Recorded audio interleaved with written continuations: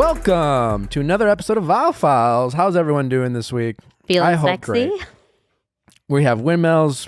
It's Pete.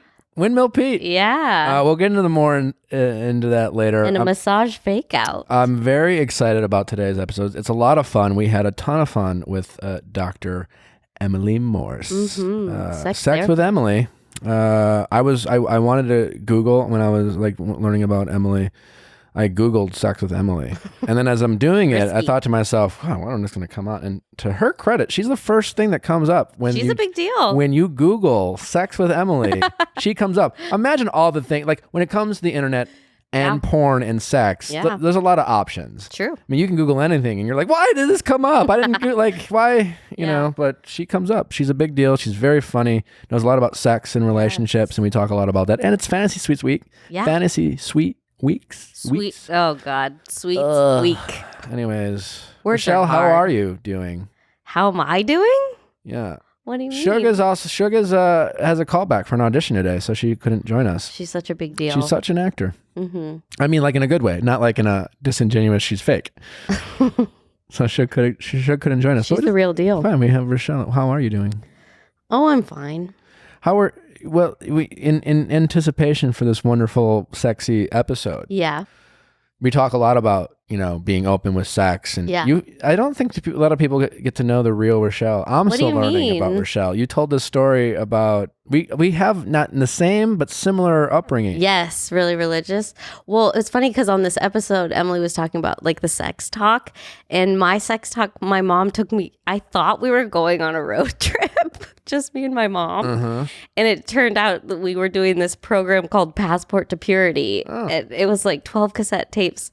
And I felt very trapped. You just drove in a car. Yeah. She's like, here we go. Yeah. And she put it in. She did this with all your sisters? Yeah, but I'm the oldest. So, of course, I had no idea what was coming. And then at the end, I had to sign a contract saying that I would be. You had to. I was like 11.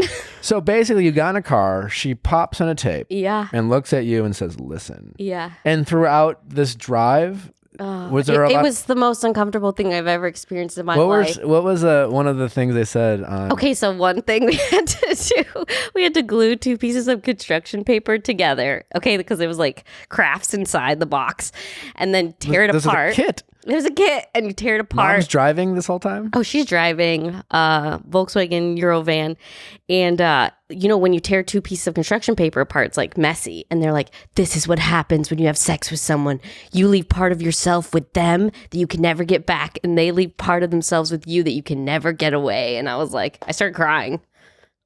Fuck.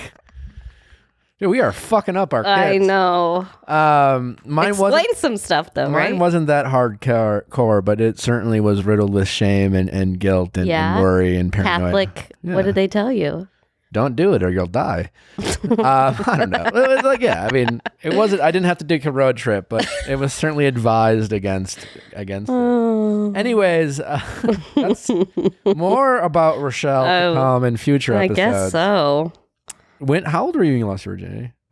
It was the end of my freshman year of college. 18. Is that 19? young?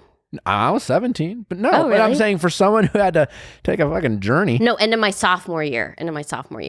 But yeah, no, I had a boyfriend that whole year, and I had to keep him. It was tough keeping him at bay. After you lost virginity, did you feel shame and guilt? Oh, 100%. 100. Didn't you? No.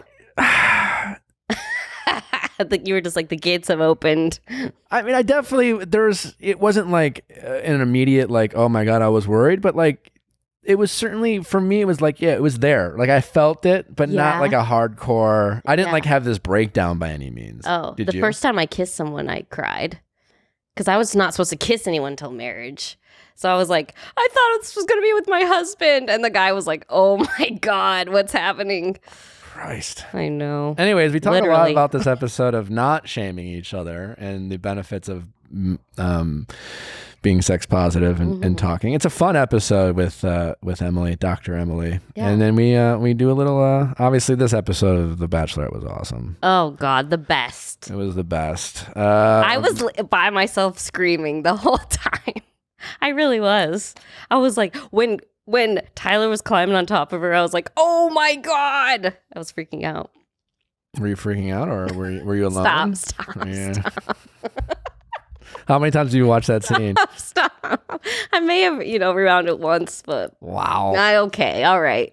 Hannah and Tyler, I just want you to know that you are porn stars as far as Rochelle is concerned at this point.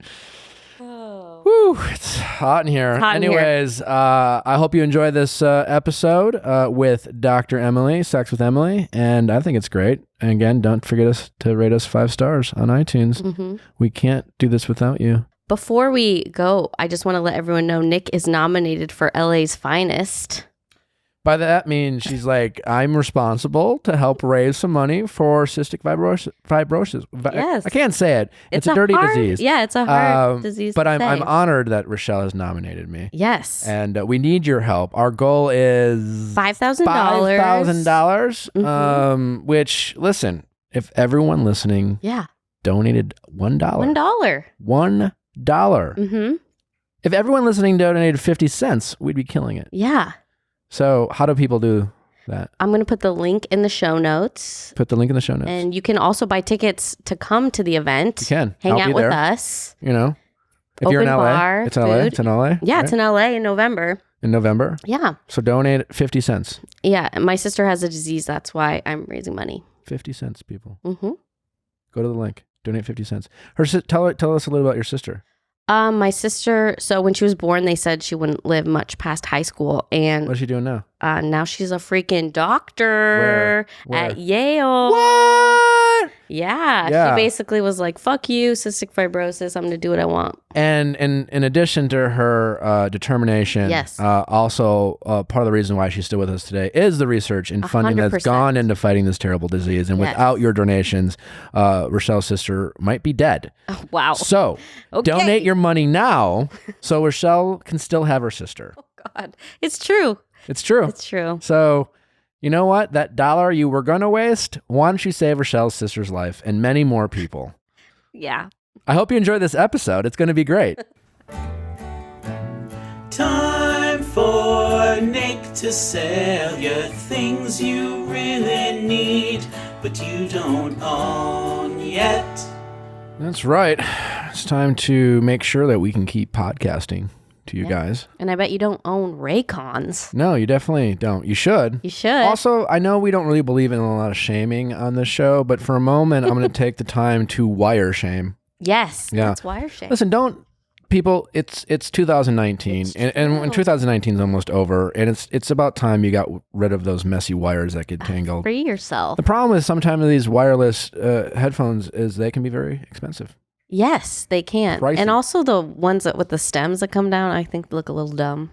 Well, also that's Rochelle's fashion opinion, but I do trust advice from Rochelle. I do trust that. Well, Raycon has earbuds. They're wire ones. I've been using them for about 2 weeks now. Yeah, me too. Fantastic. I love They sound amazing. Very easy to pair. Yes. They're about half the price as most of the wireless earbuds out there. Yeah. Why should earbuds be so expensive? So they're just as good. I mean, they sound amazing. They're great on calls. And who are they from? Who makes them?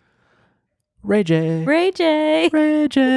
You know and you love him. I feel like, I mean, I'd never thought, but it makes a lot of sense that why he might be really good at discreetness and putting things in your ear. Oh, God. Okay. It was also celebrities like Snoop Dogg. I'm wearing a Snoop Dogg shirt hell today. Yeah. Cardi B, Melissa Etheridge, Brandy, J.R. Smith are already obsessed. Obsessed. And while I am not any of those musicians, I also am obsessed. So how do you get your Raycons? Well, go to buyraycons.com/Viall. Get 15% off your order. So you get an additional 15% off earbuds that are already half the cost as most common ones. That's buyraycon.com/Viall for 15% off Raycon wireless earbuds. If you've been eyeing a pair, now is the time to get an amazing deal. Buyraycon.com/Viall. Hell yeah. They come in this nice box too. Yeah. Sexy. Rochelle, it's good to see you wearing your Rothy's again. I love my Rothy's. I've been comfortable all day. They also look cleaner than usual. Well, I just threw them in the wash. That's why. I noticed that. You were wearing them so much they got a little dirty. I know. Now they look like brand new. I know. So easy. So what? And they're made by plastic. Right? They're like saving a bunch of plastic bottles. They're made out of plastic. Every time I drink water out of a bottle now, like, it's fine. They're just going to make them into shoes. I know. That's probably not good. You still should avoid water bottles. Well, then we wouldn't have some Rothy's. I'm just saying they're doing a lot of great things for the environment. They are. They're comfortable. Mm-hmm. They look great. They come in all these different colors. Rochelle, look at all these colors on the website. What's your favorite thing about them? I love the design, and You wear those a lot. Yeah, and I'm a big comfort person. So as long as they're comfortable, I'll wear them all the time. And you look great. Aw, thanks, Nick. Check out all the amazing styles available right now at rothys.com/Viall. That's go to rothys.com/VIALL to get your new favorite flats. Comfort, style, sustainability. These are the shoes you've been waiting for. Head to rothys.com/VIALL today. Now go buy the stuff. Dr. Emily Morse. Hello. As we've mentioned in our intro, we're excited to have you here. I'm so excited. As we've said, I think we had been waiting to have you on. We wanted to find the right time. It's Fantasy Suites Weeks. Fantasy Suite Weeks? Yeah. Week. Singular. Fantasy Suites. And in particular, this episode was truly about fucking. It wasn't even about love. Right. It was just straight about sex. So we decided to have Dr. Emily Morse, like Morse code. Yep. I say that like I knew what I'm talking about, you but do. I don't. I just found out 10 minutes ago This is bad. that Morse code is Morse code, not Morse code. Right. He thought this 38 years, Morse code. Yeah. Yeah, well. Dude, it's a big day. Just big wait. day. We haven't even started yet. I'm going to be like that know-it-all. Like, Did you know? like a week from now, I'll be like, did you know? Dude, it's Morse code. Morse code. Anyways, Dr. Emily Morse is a very successful doctor who has a very successful show called Sex with Emily. She also does some radio. I mean, she's all over the place. She's been helping people for years. She's one of the first podcasters. She's an OG podcaster. Before podcasting was in vogue. Yeah. She was doing some things and doing some great things about being more sex positive. Yeah, absolutely. Which I've people know on this show. We're very sex positive on this show, but you've been doing this long before. Yeah. I started a podcast in 2005. You've been on first month of podcasting. What's the Dr. Drew? Oh yeah. So I started a podcast in 2005, honestly, because and I was not a doctor then, it was human sexuality. I started out being someone who was like, you're a doctor in human sexuality. Yeah. That's amazing. Yeah. Well, I was like, sex, everyone talks about sex being this most incredible thing. It's going to be amazing. And I was like, sex is good, but I don't think it's amazing every time. How do you have amazing, great sex? So I was started interviewing people. What does great sex mean to you? You weren't a doctor at all then? No, I got my degree throughout this process because I was while you're having this kind of like. I wasn't the expert. People weren't calling me for advice. I was like, when people used to say to me, I had the best sex life science, sex was amazing. I'd be like, stop. Back up. What do you mean by that? Like, were you swinging from the rafters? Did you have 18 orgasms? Like, was his penis double jointed? Like, what do you mean? Or are you just trying to sound cool, maybe? Yeah. Are you? Because for me, like, I'm a truth teller. I'm like, sex is.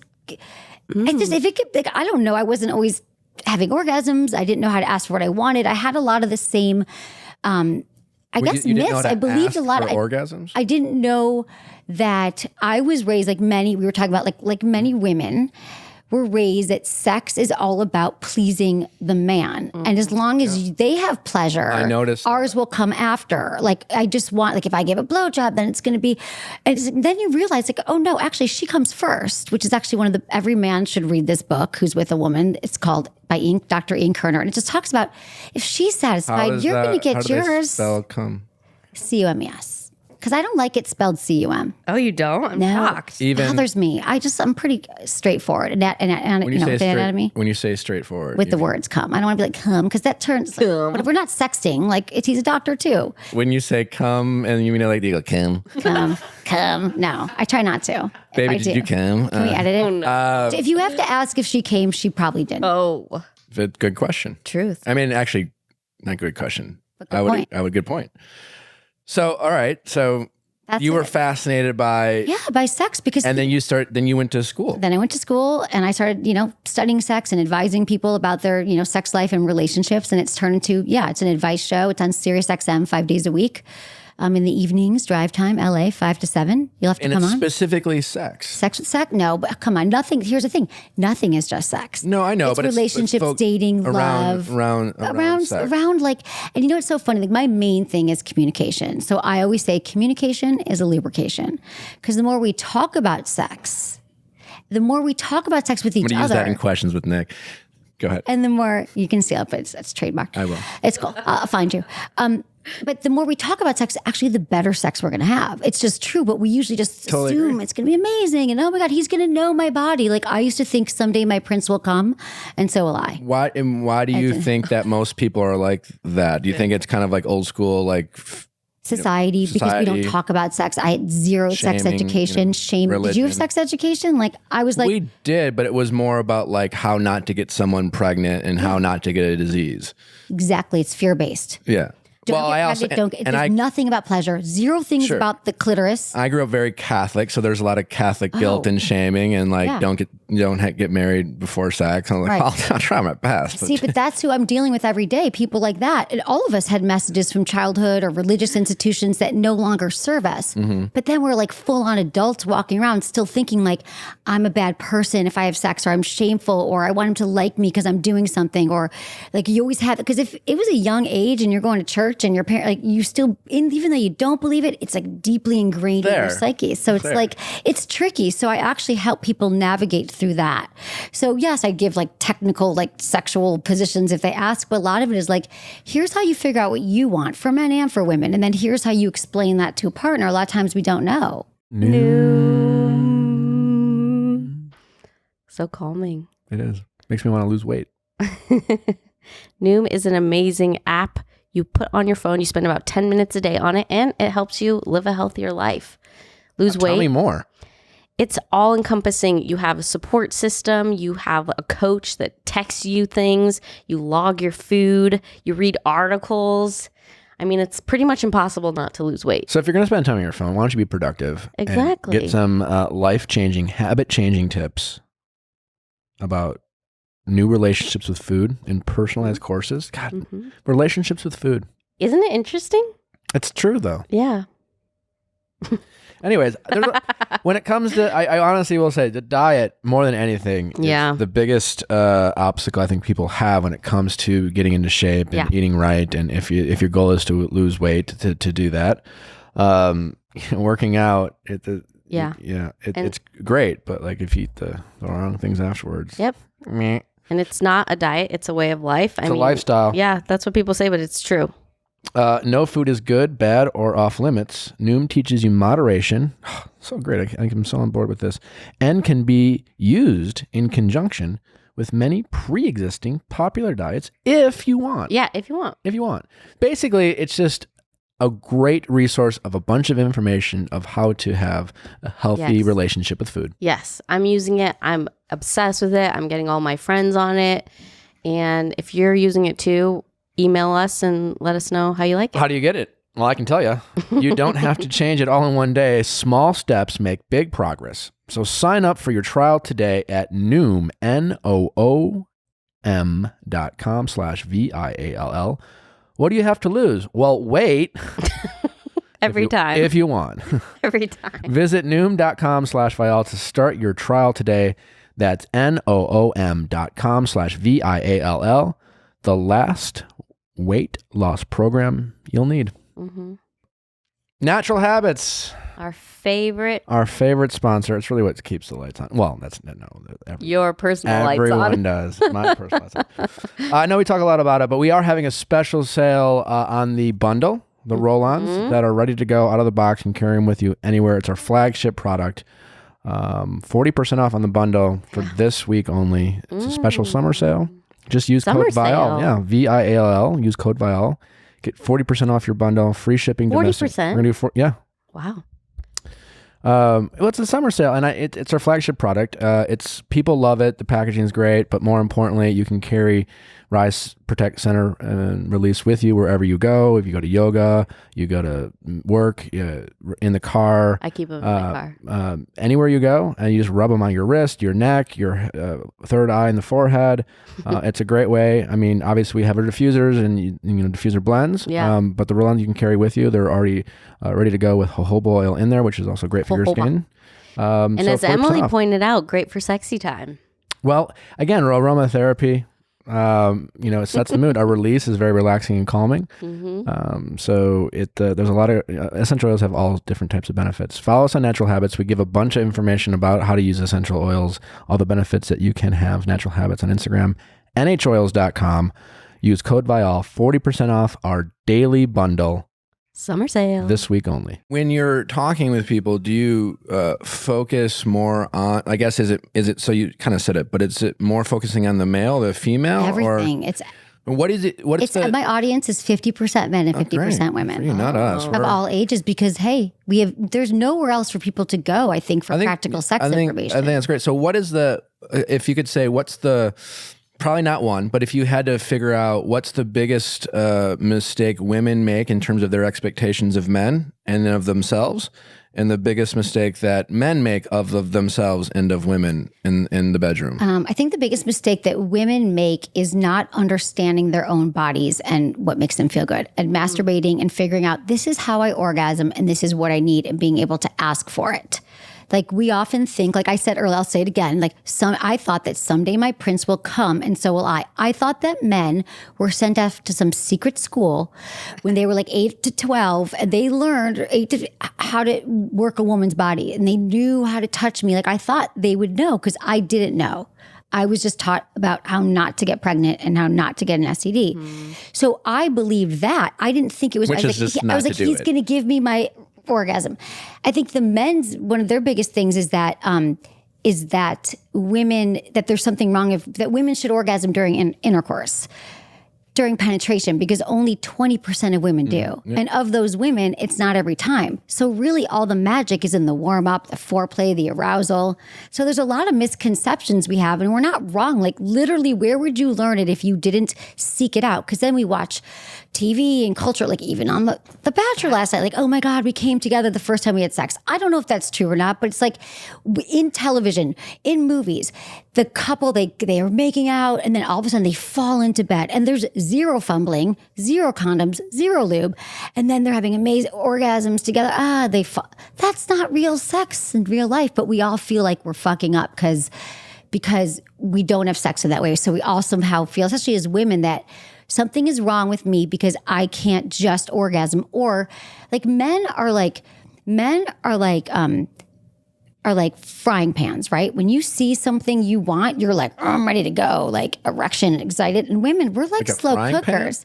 Yeah, you're like, boom, you're all ready. Oh, I see. Like a frying pan. Like, is like ready. You warm it up pretty quickly. Sure. Women are like, hey, kiss my neck, tell me I'm hot, ask me about my day, do you like my shoes? Like, but so then we're like, well, and then women try to have sex in that condition, and we're not warmed up yet. So if we understood that, like, no, just take your time, like slow it down, like warm her up, make out, kiss, do all the things, you're both going to have more pleasure.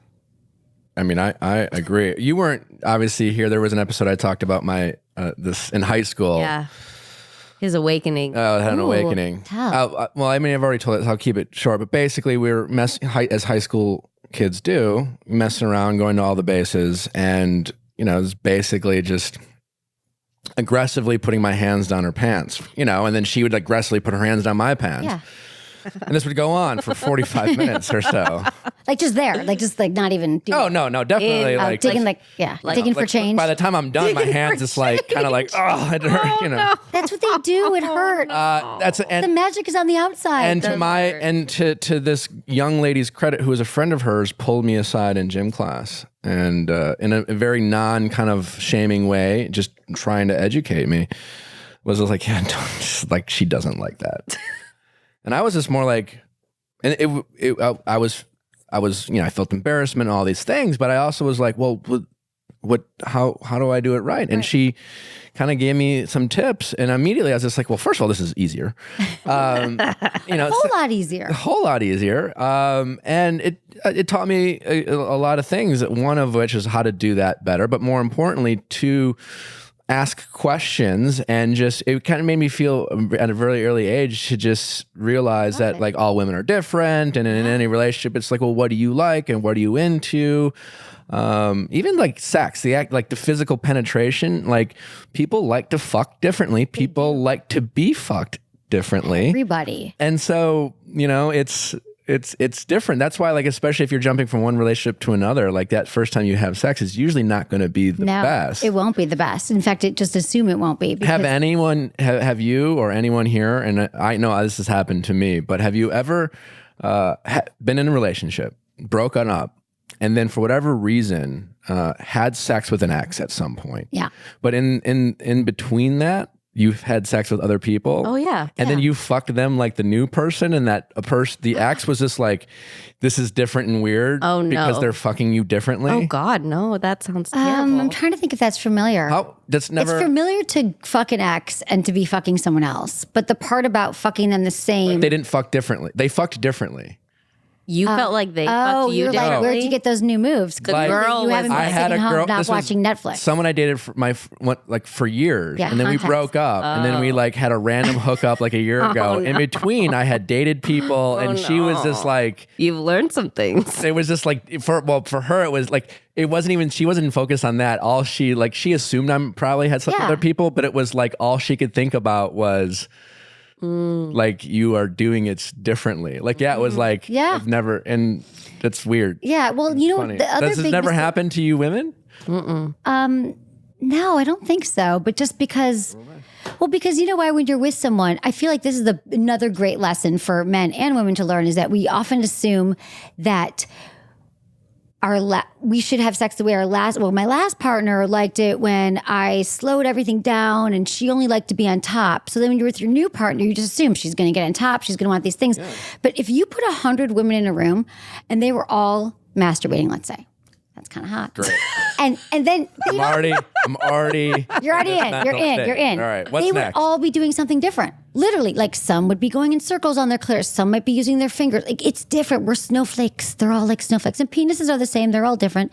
So that's why the best thing is with a new lover, the opportunity is to like learn in that moment. Like it's always a new canvas. How can people feel more comfortable asking these questions? Because I agree with you. It is fascinating to me just how uncomfortable people still seem to be. We were talking about before the show started fearful. In terms of, I do think a lot of women and young women don't have this expectation that they should get off in sex. They're like, as long as he's happy, as long as he pleasers, comes, and it was a success. And how can people do that? I think the best way to do it, I think the best way to talk about sex, ironically, is actually outside the bedroom. So when you're like chilling, you're having breakfast, you're having drinks, you're at dinner, and not when you're like totally naked involved. Yeah. You're so vulnerable. Yeah. Because then when you're in the bedroom, first of all, you're in an aroused state. And then when you try to have any kind of leave the bedroom for sleeping and sex, but not for heavy conversations, because then you're like in this aroused state and things are going to sink in differently.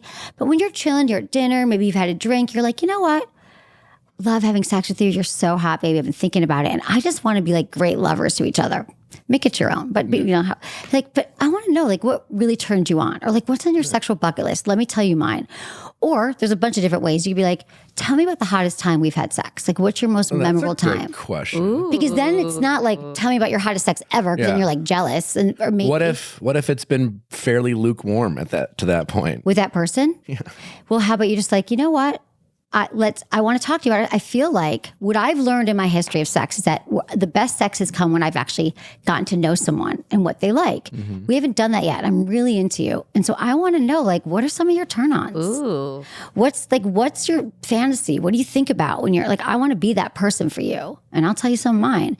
And then maybe she was lukewarm, but she was like, you know what's really hot to me? And she says like, I really want to be spanked, or I want to be handcuffed. And maybe you have a fantasy of being dominant. And you'd be like, I didn't know that. And then next time you sex is so hot because I brought you some handcuffs. This whole time we've been like on the same page. But that happens all the time because we just like, and since we are so vulnerable around sex because no one taught us how to do it, and so then there's still shame attached to it, we just don't talk about it. We become mute. And then we think that we've hinted, like maybe we've been like, I think that thing is hot, and our partner just misses it, and then they think they're ignoring us. So like you have to have like a really straightforward conversation. I have a lot of tools on my site. When did you become like, have you always been this way? Because you talked about how. No. So what made you become more curious? Was it meeting a guy who kind of. No.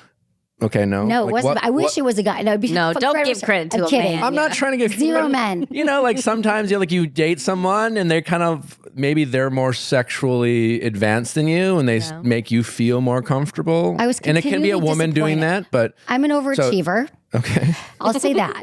But I was also continually disappointed with sex. And what I soon realized that it wasn't their fault. It wasn't, I didn't know Your how to communicate. Yeah, no, nothing about them. I bet you if I could go back in time.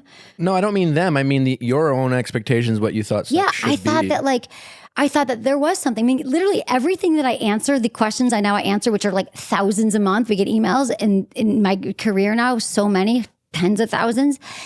I did every mistake. I believed everything that is common belief now, knowledge. I believed that I was supposed to be orgasming when I wasn't.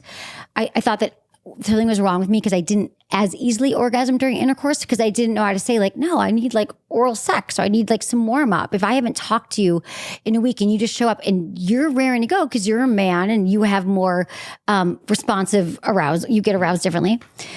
Spontaneous arousal, women are more responsive. Anyway, it's a whole nother, we don't have to get into the technical scientific part of it. But I'm like, so I was like, I'm just going to keep going with it. And then sex, sometimes I just didn't know that it was important for me, like to be able to state, and guys appreciate it, to be like, let's slow it down. Like, let's make out for a bit, or let me find out. Like, I love like talking dirty or talking about whatever.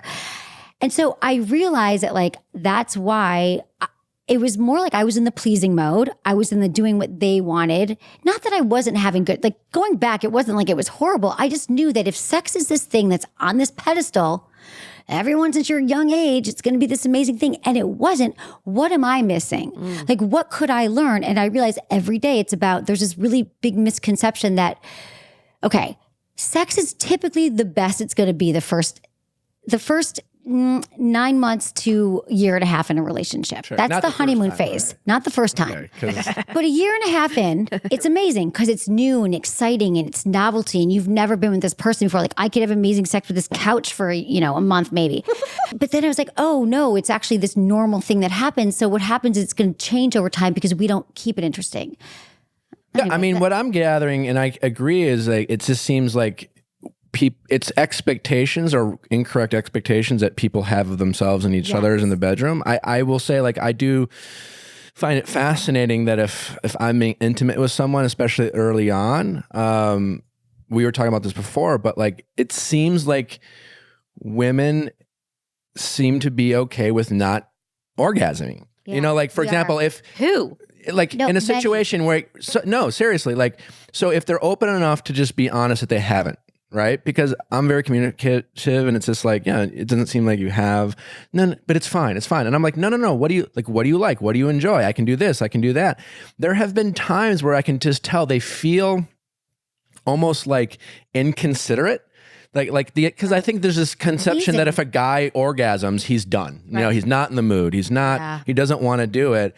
And I've been like, not like, right. What do you like? This is all about you. And I've almost borderline had to like convince them just to chill out and relax, for have it to be like, I want to be and here. a great thing. But there's this like, there's been a few, I've had this experience, and I've noticed this over my lifetime where it's just like, why do I have to convince? And if a girl was like, listen, I'll just get on my knees and suck your dick, you'd be like, cool. Right. Like, there's no moment you're like, I don't want to inconvenience you. Oh, no. But women seem so because we're worried about inconvenience the guy. Yeah. Oh. But this is where, so this is exactly the thing, because first of all, there's an orgasm gap.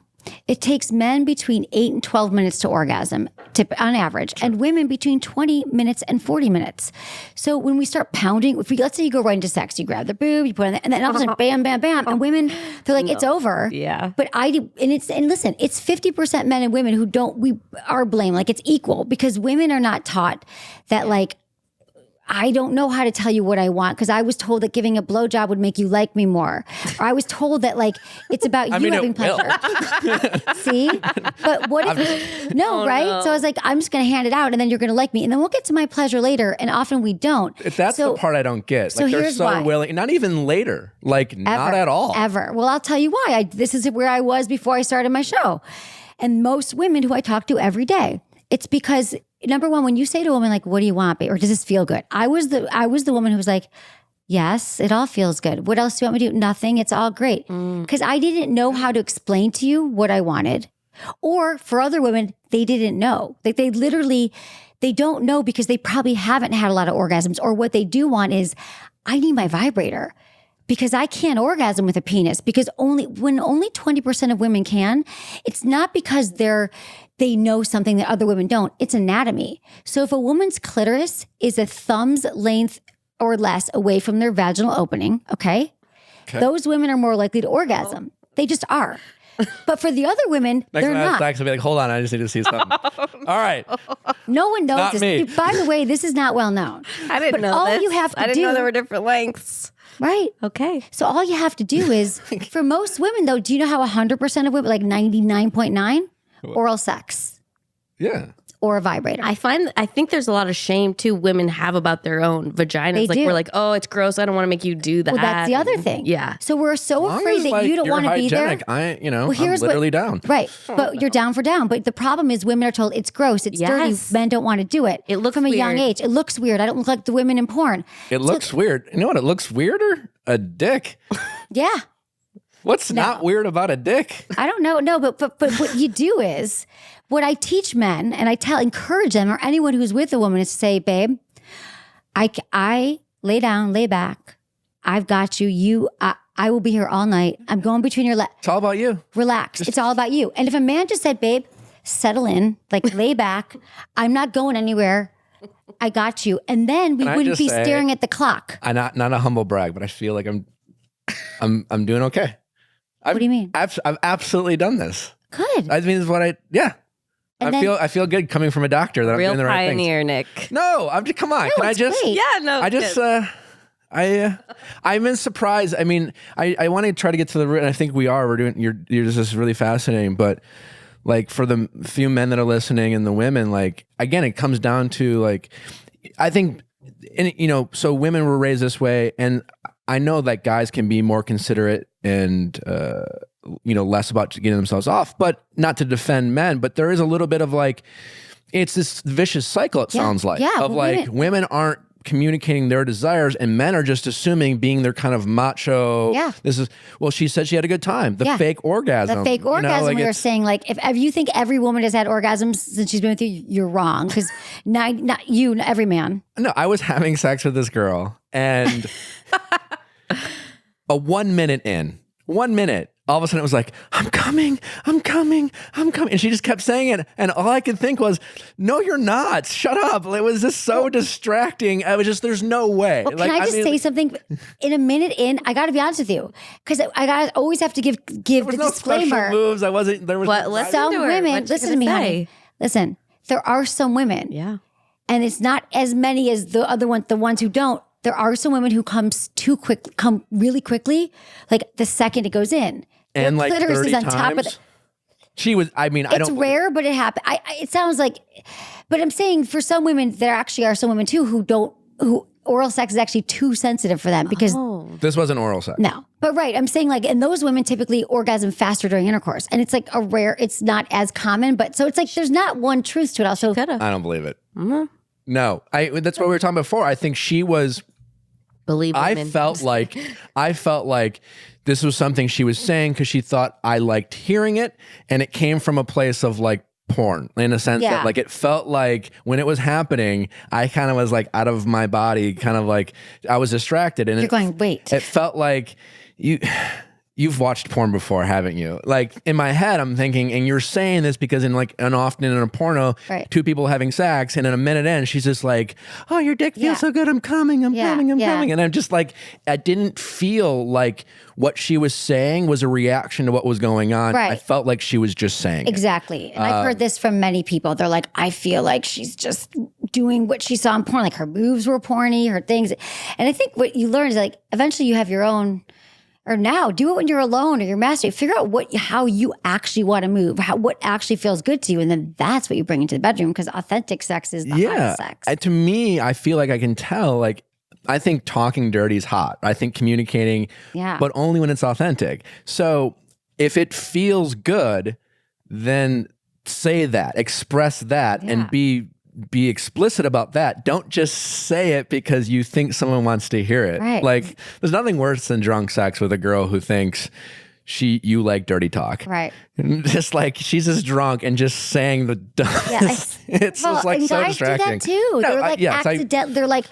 They get right in there, they're like choking or they're whatever. And you're like, can you please consensually ask me? Consensually, if you'd like to choke me. But they're like, I thought every girl likes it. No, some do. There's not everything. So the only truth around sex is that everyone wants something different. And that's the only truth. So consensually choking, a serious question, but like, do you actually have to verbally, I mean, this sounds almost ignorant, but like, what if you're just like, you put your hand there and they say something, or it's just kind of have to stop. I mean, I get like, if you're just like, well, that's happening. That's sometimes. not cool. I think you could be like, you could be like, if you're doing it, you could be like there, like right there. You're like, how does that feel? Like, is that hot? Like, would you care? Like, how does that feel? Like apply and then she's like small amounts of pressure. Always though, no matter what you're doing, even if it's oral, like start slow and light pressure with literally everything you do sexually. I feel like touching in those moments, they tend to let you know if they like more harder, faster, stronger. I don't know. Right. And then she might be like, oh, that hurt. She'll be like, yeah. And then she might take your hand and go more than you know. Yeah. But if not, just leave it there. Because then it's just the hinting at it. But don't be like, right away. And that happens. I hear this all the time. Sure. I mean, I'm sure we've all been like, I'm sure I've been guilty of like, we all have getting too excited, or again, like you go from one partner to another. And you're like, my last girlfriend loved me. I think when I did it's just always like the slow part makes a lot of sense, right? Back. Just slow, and not even like slow foreplay too, in terms of like anytime you're trying a new move, right? Like look at them and find out what they're reacting to. And maybe just be like, do you like that? As women, do you find, I guess that's what I was trying to get to is, as women, do you find, because you hear the stereotype, I want a guy who takes charge. I want a guy who knows what he wants. Can you ask too many questions? Are you okay? Is this okay? Yeah, is this okay? What is... Right. It's so really I think that's where men get confused, just to like play devil's advocate. It's so true, because we're like, be dominant, throw me down, be aggressive. Because let me tell you this, one of the top fantasies for women is to be dominated in bed. Like we want a man, many women, who will take control, because there's nothing hotter than feeling like a man wants me so deeply and so intensely and so passionately that he's overtaken with lust and desire. He can't help himself. And so then men are like, I thought you wanted me to be aggressive and now you're telling me no. But it's a dance. It's a very tricky thing. So it's almost like you got to test it. You got to be like, I want you so bad. And maybe if you do start to like move in, like, and then see how she reacts. Well, maybe just say, I want you so bad. Yeah, I want you so bad. Like, I just want to grab you. And she might be like, do it. Instead of like ripping off her shirt. And she's like, oh, and you're like, what? That's I want you favorite. so bad. Right. Not cool. But it's also cool. What I would love, and I was thinking about this, like on all these shows, The Bachelor, whatever, like, there should be like a sex and relationship coach there who's teaching, who's like, listen, I would be like, how's it going? Or shameless plug by Emily over there for The Bachelor. I just started watching it. I just feel like they've had like dates where they might bring on a sex coach, but it's like kind of campy. It's like always like a psycho sex coach who's like rubbing oil on their. I have a question too. Like I feel like also like a stereotype that men and women struggle with is if a guy doesn't come or takes too long to come, women seem to make it all about, it's like, why aren't you coming? Right. And then it's like, it's a lose-lose, because men then get like defensive. Women also get defensive because they think it has he's just not into me. You don't find me physically. Am I doing something wrong? And guys, it's like, no, right. No, and it's true. Why do you? We're like, Okay, I'll tell you that too. Yeah. You want to know? I have all the answers here. Okay. That's why. Here's the thing. Women, okay, so, babe, I've been babying people a lot lately. I'm prematurely babying you. I don't mean to. There's no such thing. Is that women get, we feel that like our jobs here, I mean, like, you know, prostitution is the oldest profession in the world, right? Like women exchanging sex for something. So we feel like we want to please you. So if your penis, we are just told that you should be aroused and hard and turned on all the time. So when you're not, we're like, he doesn't find me attractive. He doesn't find me hot. Like that is almost like deeply wired into our brains. And it's very hard for us to understand that, no, like sometimes you just don't come. Like it takes you longer. You've been drinking. And also there's some men who just don't come from, it takes them like 45 minutes, an hour. And that's called delayed ejaculation. That's actually a condition. Oh. Yeah. And it's just like premature ejaculation. You come in a minute or less, and for men, some less longer. But we automatically are like, what's wrong with me? I didn't do it. And so we just take that on, but men do the same thing. And here's the other thing. I'm going to change your life here with this if you don't know this. Men do the same thing, or just your sex life for a second. Ready? Take a deep breath. Take a deep breath. Change it. Here's the other side. Men worry if she's not wet, that they're not turning her on and something's wrong. But let me blow your mind here. Wetness is not an indicator of arousal. What is? Women can be very turned on. Women can get wet, can be really aroused and get wet. But we can also be aroused and not. Like we just might not because it's that time of the month. Sure. We're taking a medication. We've had a lot to drink. We've had a lot to smoke. We've smoked. Or we're wet at the beginning and not wet in the middle, which is why I don't only say communication is lubrication, but like lubrication is lubrication. Have a lube on every goddamn nightstand. Yeah. I mean, because men feel if we have to bring out the lube, then I did something wrong. I didn't turn her on. I didn't do enough. Maybe it was so I'm friend. not. Huh? Go ahead. No. Maybe what? Well, I was saying maybe it was my friend, but like all I've known about women is that, especially biology, is that they're very different. So I guess for whatever reason, I've never been defensive about that. Good. In terms of not like your life, others' lives. I have 6 sisters. Not that we actually do. Yeah, but that's not really the reason because I grew up in a family that never talked about sex. Where are you in this? I'm number 2 of 11. Wow. Yeah, but we never talked about sex, so this is not like we were very sex. No, But one you were does. still around like tampons and periods. And again, I think it had that story I told in high school. I think that moment was I really thought about that, and it just really I started have like, that woman asking questions, and it just was Good. it was just more about. And then I had a girlfriend early on, and I guess we had a comfort enough relationship. And her mom was a big personality, so like she was very like, and I just remember learning just like, well, fuck, man, like nothing. Just as long as I'm doing half the things right, it was just more like there's so many things that can go on, especially with women and their bodies that like don't make it about you. Right. Just do the best you can. Yeah. And like learn about anatomy, like do your research, like read some books, listen to my podcast, listen to whatever, however you learn. But like there's a lot to know. Like there's that we just don't understand and we make assumptions. Like women, like there's just so many other, and also there's so many other erogenous zones on the body that we completely miss. Erogenous zones. Like, okay, so the nape of the neck. For some women, it's like their forearm, their nipples. But we know like breasts, right? But if you like stay and play with them and use some lube, women can have like orgasms and stuff. Like there's a lot, but we skip right over it and go right to penetration. Penetration is not the main act. I think there's so many other ways to make sex great again, to make sex amazing even for the first time. Oh God, right? No, but we just don't. And so I feel like there's a lot to unlearn and relearn, and it's fun. What's your stance on porn?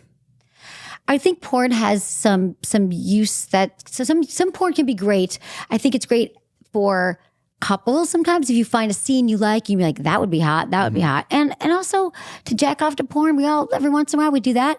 My problem with porn right now, and where I'm seeing it more and more, is that a lot of people, that's for like younger people, that's the only sex they've seen. So they assume that it's actually real. And it's more fetish based, I feel like. And they're like, technically, this is how I have sex because no one's ever talked to me about it. No one's ever showed it to me. And so I'm using it as a teaching to what porn is fiction. It's 100% fiction.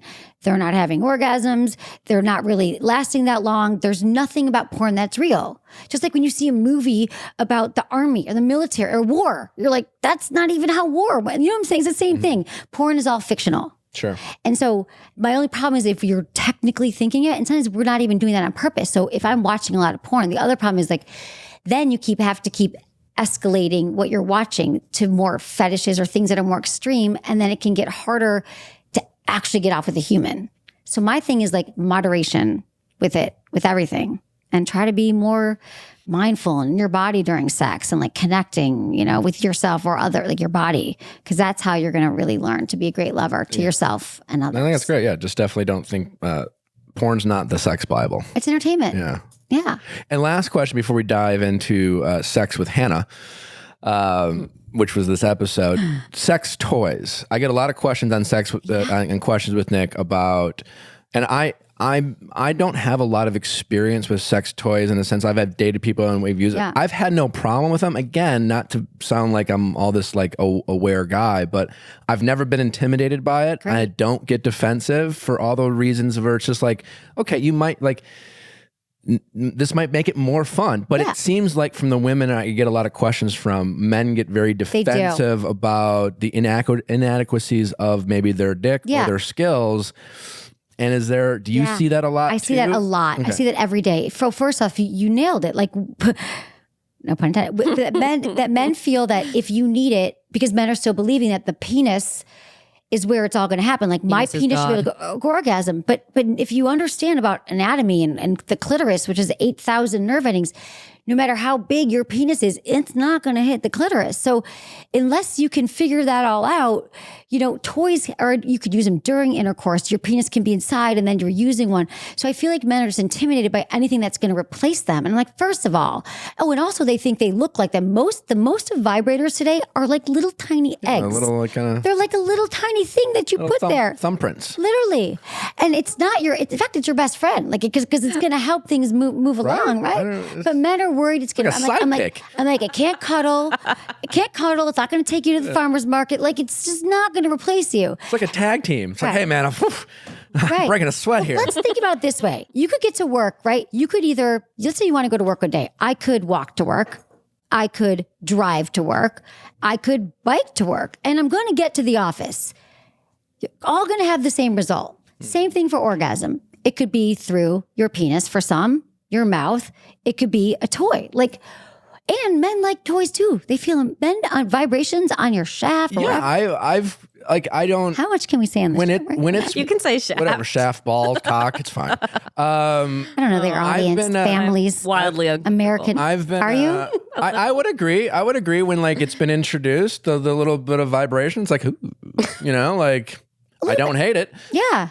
And right. Meanwhile, she seems to be even having more fun. I'm like, this is great. What about that? Like, she's having a great time, and she's actually feels, because there's also the other thing about it. When I was talking earlier about like variety and needing to spice it up, and things just don't seem as interesting after 9 months, is that it's almost like it's new. It's like an exciting, for many couples, it can enhance intimacy because you're like, we're using this together. I'm using this toy on you, and also it's a person that you are really into. To see them have pleasure, it's going to be hot no matter whether you did it or not. If you could kind of separate yourself from like, it has to come directly from my penis, then your toys are going to be like, the more the merrier. Let's bring them in. Would you agree that if you were dating a guy, for the women in this room, that like, for the guys who don't get defensive about that stuff, they just become more attractive just because it's just like, be open to anytime you have a guy that's like shows insecurity, especially in the bedroom, I feel like it would be a turn off anyways for the guys listening. Yeah. Just like, be say, open, ask questions. Whatever makes you happy, babe. And I feel like you can just go.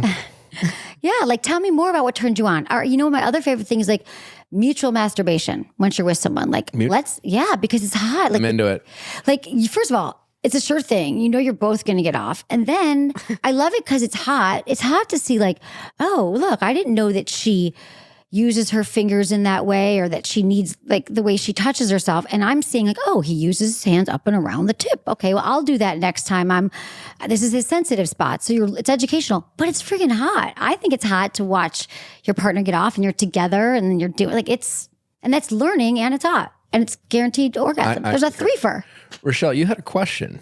Rochelle? No, I don't know. I see you in the show. Like if you sit there. Okay. Rochelle's favorite saying on this podcast is, "Oh no." Okay, well, I don't know if this is because I'm 33. Okay. If I'm older, but this is what, and I've talked to a lot of my friends about this, and they kind of agree. I feel like guys can't get it up as much anymore, and I don't know what it is, or if it's me, or what. But I'm I've like, heard this. Okay, so meaning it like seems like an endemic, or it's just guys are getting older. do they get it up at first and then it gets soft, or it's just not getting hard? It's like not getting hard At all. Yeah. So like a little bit or half, or is it after drinking? Probably. If you drink a lot, if you're wasted, Yeah. like you're not going to get as hard. Yeah. If you're smoking a lot of weed, you're not going to get as hard. If you are taking some kind of medications like antidepressants or SSRIs, blood thinners, like you're not going to get as hard. Well, I was talking to my friend, and he's like, I buy pills off the internet And it's now. in LA. We're all hopped up on all these things. Yeah, exactly. But he was like, I get nervous around girls for the first time. So now I bought these pills off the internet and I take them so I for sure can get hard. It's a vicious cycle. I would say don't buy any pills off the internet, please. Please don't buy any pills off the internet. The thing is, it is an endemic, and women aren't having, because the same thing, medications, stress, anxiety, biggest killer of our sex drive too. Anxiety. That's why I like your essential oils. I'm telling you, that will relax people, and then give a massage first and say, you know what? It's okay if you don't get hard. I did It's not okay tell her to say this, by the way. Yeah, you should rebrand as a sex oil company. Well, Use release. It'll calm you down. I'm just saying. And you'll have a good I'm dicking. all about engaging the senses during sex, like as many as you get. Aromatherapy, for sure. Aromatherapy, scent, touch, sound, play some music, like because when you are engaging all your senses, you're not in your head as much, and then it brings you into the moment. So for the men with the thing, like with or without the thing, you got to say to them, like, I don't know. I think if they are on a lot of drugs or whatever they're taking, that could be why. But then also, if you're with a partner that's happening, you can be like, "It's cool. Like let's just make out. Let's give each other massages." And once you, because a lot of what I realize is so much of what I talk about to men and women is how the hell do they get out of their head during sex and in the moment? Because most of our sex challenges, I'm not going to call them, I don't like calling them problems. Our sex challenges is anxiety related. And anxiety is our thoughts. I would and agree our with thoughts are creating no orgasms, no erections. Yeah. Anytime I think more of, like, I've never, like, thankfully, like, I'm having problems and up, but there have been times where, like, during, where it's just more like, for whatever reason, I'm just like, why is this going away? Yeah. Right. And it's has everything to do with my head or anxiety or thinking about God knows what. There have been times where it's like, why am I thinking about this? Right. And it has nothing to do with her. I'm like, and then I'll literally even have a thought being like, she's so beautiful. I'm so into her, but like, what is going on? And it's a vicious cycle of like, then all of a sudden, then I'll have that thought of like, wait, does she?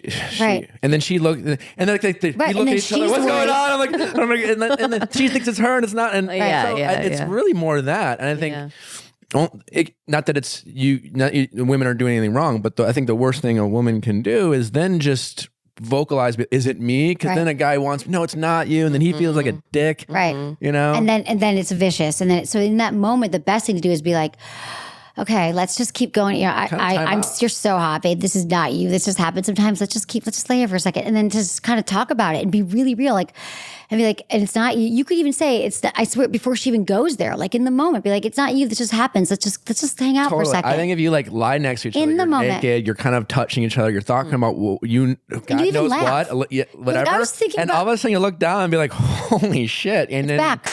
You're ready to go. You're back. I'm telling you, it will come back in that moment if you just like laugh about it. You're like, the weirdest thing, I forgot I didn't send this email earlier or whatever you're stressing about. And then she'll be like, oh yeah, that happens to me all the time. And then you laugh, and then before you know it. Meanwhile, she's still naked, you know, you're like super into it. Oh great. Yeah. She's still naked. Like nothing else. No, that's what I think. Yeah. Wow. How about Hannah? How about Hannah? Are we going to do the game? Oh my God. You forgot about the game. We have this little game that we play. It's called Do You Know Me? You can buy it on Amazon. Can buy it on Amazon. And it's just a little, we liked it. My friend created it. You can buy it on Amazon, but I thought it was great for this podcast because we like to talk about how simple questions you can really get to know someone. Maybe even in the bedroom. You might even learn a little bit about their sex preferences by not asking sex questions. So it's a wonderful game. We play a few little rounds. So Rochelle and I are going to try to see if we know Emily. What you're going to say. So don't answer it. Not talking. We'll debate and we'll have a conversation. First question, pretty simple. Can Emily name 4 players in the National Baseball Hall of Fame? I say yes. She looks very smug. Well, She just seems shook her like a head cool. No, wait. I meant I'm not giving you any signs. I feel like okay. she's like she's a girl that can hang. 4 in the Hall of Fame. I think she can do like just 4 in the Hall of Fame in the history of baseball. Yeah. I think she can. Go. like Name one. okay, Babe Ruth. Okay, 1. No, because my mind goes blank when okay, I'll tell you. Too much pressure. No, I get pressure. Who's the guy? I think this is a no. No, not right away. Not that right away, but like I can't. Bonds, Barry Bonds, is he in? No, not yet. Not in the Baseball Hall of Fame. Oh, he's not? No. Oh. What about Steroid the dude? abuser. What about What about the guy? Well, because I was in San Francisco.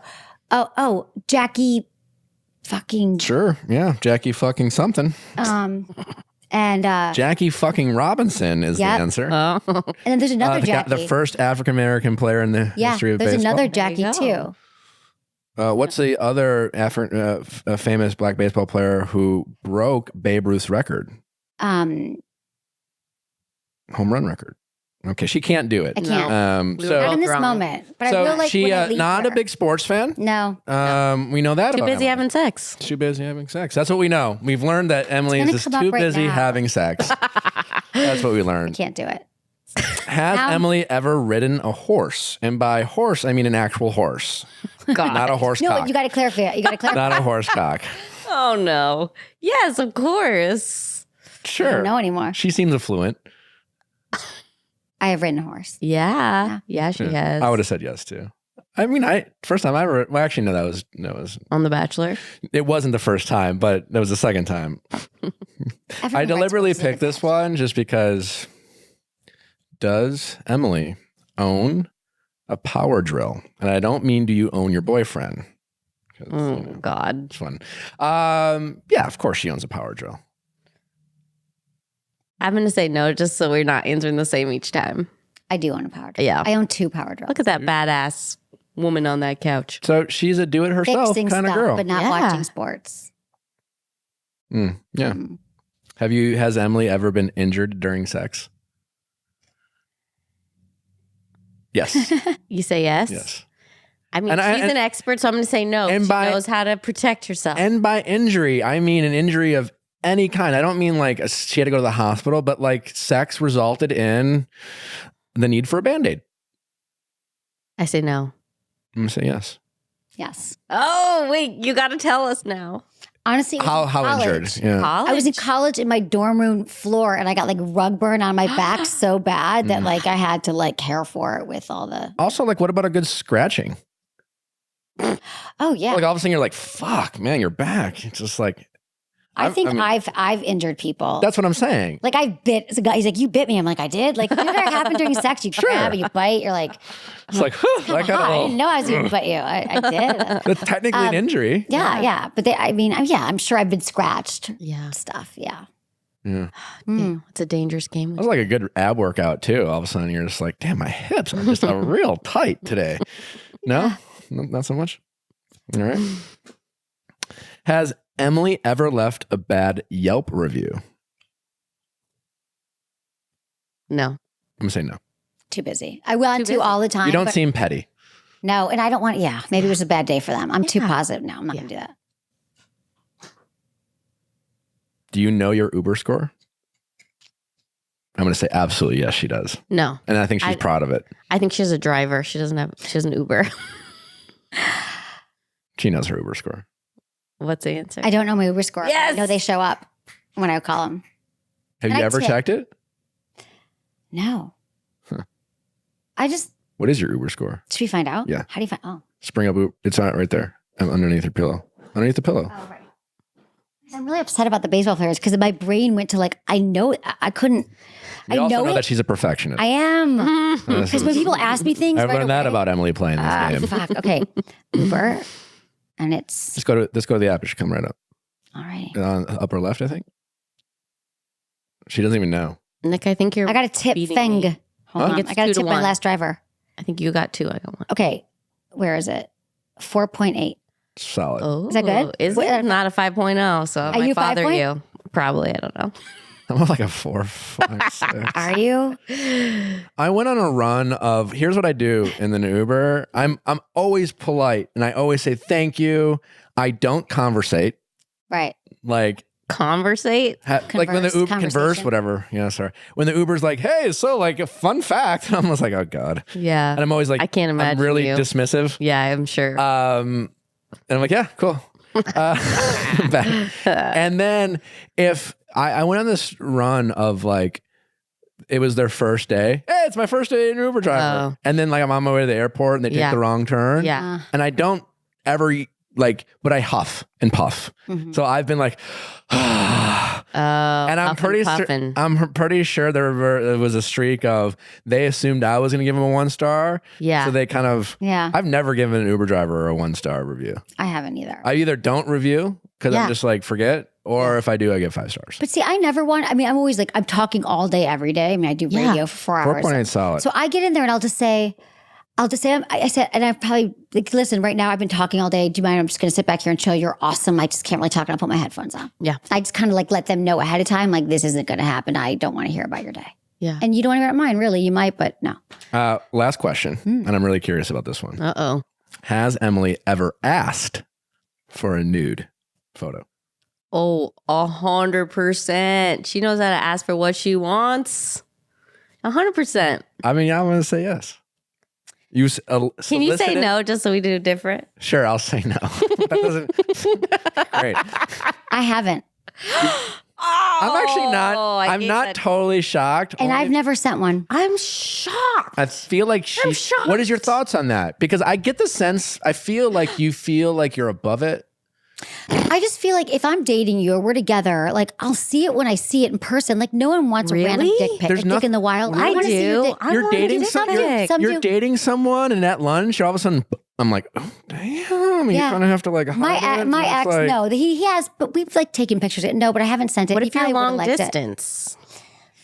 Or you wouldn't I haven't do that? done that in a while. I don't know. Also with what I'm doing, like I don't know. What is your stance on it? Do I want my is photos? it smart for us to be I don't sending think it nudes? is. Okay. I don't Really? think Why? it is, honestly, because I feel like us? just People? know The human race. that if you send it, there will be someone else seeing it. And also, since I'm like I'm like the girl. Yeah. If Girls, you're I'm a girl's sending it I'm to a people guy's you don't girl know, and a girl's sure. girl. Like I have amazing guy friends. I know that the second they get a pic, they're like, "Look what I got," and What they about show it to boyfriends me. and girlfriends? Do you ever show? Have you ever shown to any other guy? I really don't. There's something about I rarely like, don't. Or never have. Oh, yeah. That No. sounds like He you has might one, have have. I ever? Sure. Oh. But like, I never of a girl I'm in a relationship with. Absolutely not. No, I also there's say a trust thing, but like, have I been sent a fucking random nude before? Yes. That's like Right. So have I shown that? First. But like, don't send it to someone you don't know, have a rapport Do with. not But if send you're it. in a committed relationship, I think there's something hot about like, yeah. And I mean, yes, I will say I haven't, and I do kind of feel a bond there. Like with there's a trust. Guys do, just so like you women realizing, guys who have girlfriends will show their buddies. Yeah, that's what I'm telling you. So I just say But like- to all my listeners, if you want their friends to But see there's it, like sure, you can send it.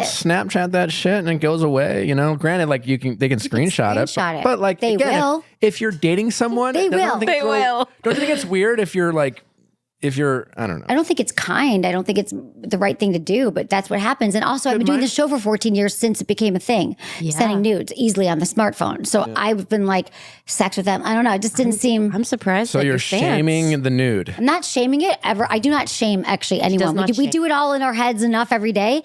I'm just saying, think about it. Think about it for a second, or leave your face out.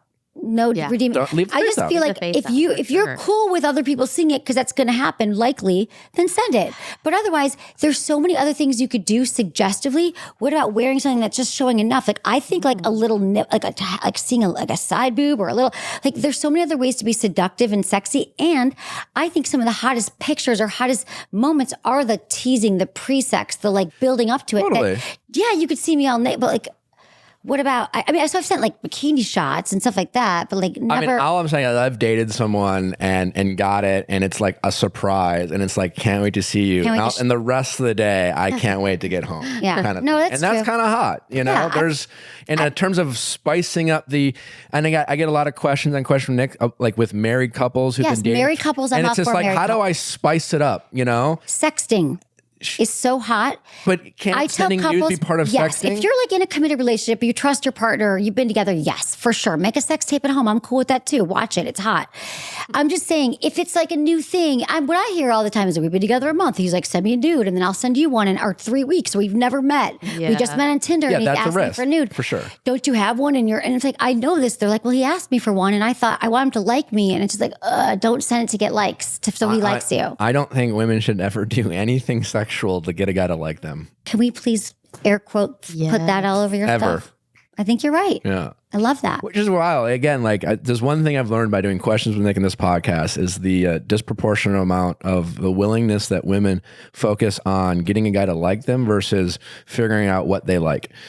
That's exactly. We need to, what do we like? Because you want to know what we like. It makes your job so much easier. How much women seem to focus on that more than men. Yeah, because that's just what we've been told and what we've been shown. And our mothers didn't sit down and go, honey, I really want you to have an orgasm and learn what feels good to you. Like, no one knows this. So this is why I have a job forever. You know who's doing a good job of doing what she likes is Hannah. And she seems to... Hannah. Man, Windmill Pete. Oh my, Windmill Pete. Who would have thought? And they revealed it right at the beginning. Yeah. I never would have thought of a windmill. Come on, Pete. because remember the pool table kiss? That was amazing. Yeah. The irony that as a pilot, Pete's job is to avoid windmills, and yet I don't know if that's his job. don't bump into windmills. But Yeah. you can bump in a windmill. Yeah, exactly. All those condoms were little breadcrumbs leading to the windmill. I really enjoyed this episode for multiple reasons, but like it was very much like it was literally about sex. Yeah. Yes. The whole episode. Amazing. Are you gonna fuck? Are you not gonna fuck? Who you fucking? And we're not saying fucking. It wasn't even like low key. Like usually they're like, we're gonna get to know each other. It was on just camera. Who's fucking? Who's not, baby? Yeah. And there's like condoms were in, and they show it. Do they always show? I mean, because Never showed a condom before. Yeah, I thought that was great. And they see,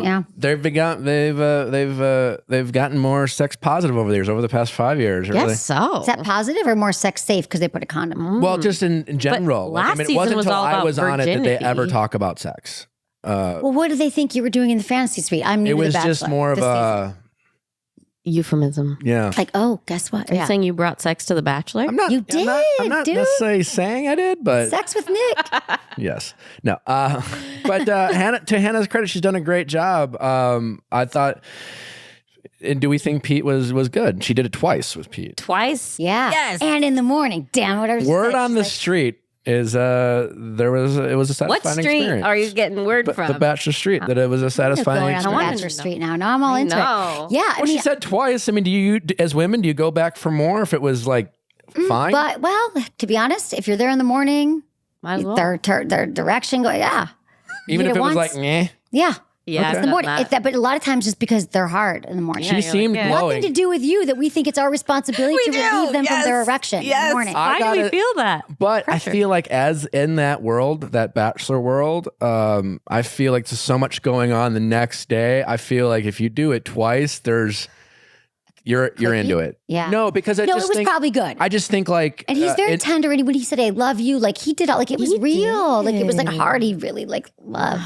So that she loves the words and you could see her get close, you know. But I was shocked because the episode before it didn't seem like she liked him that much. No, And I again, kudos to Pete. I've You didn't heard see also Pete word on bringing the it. street is Pete has some, he has some swag.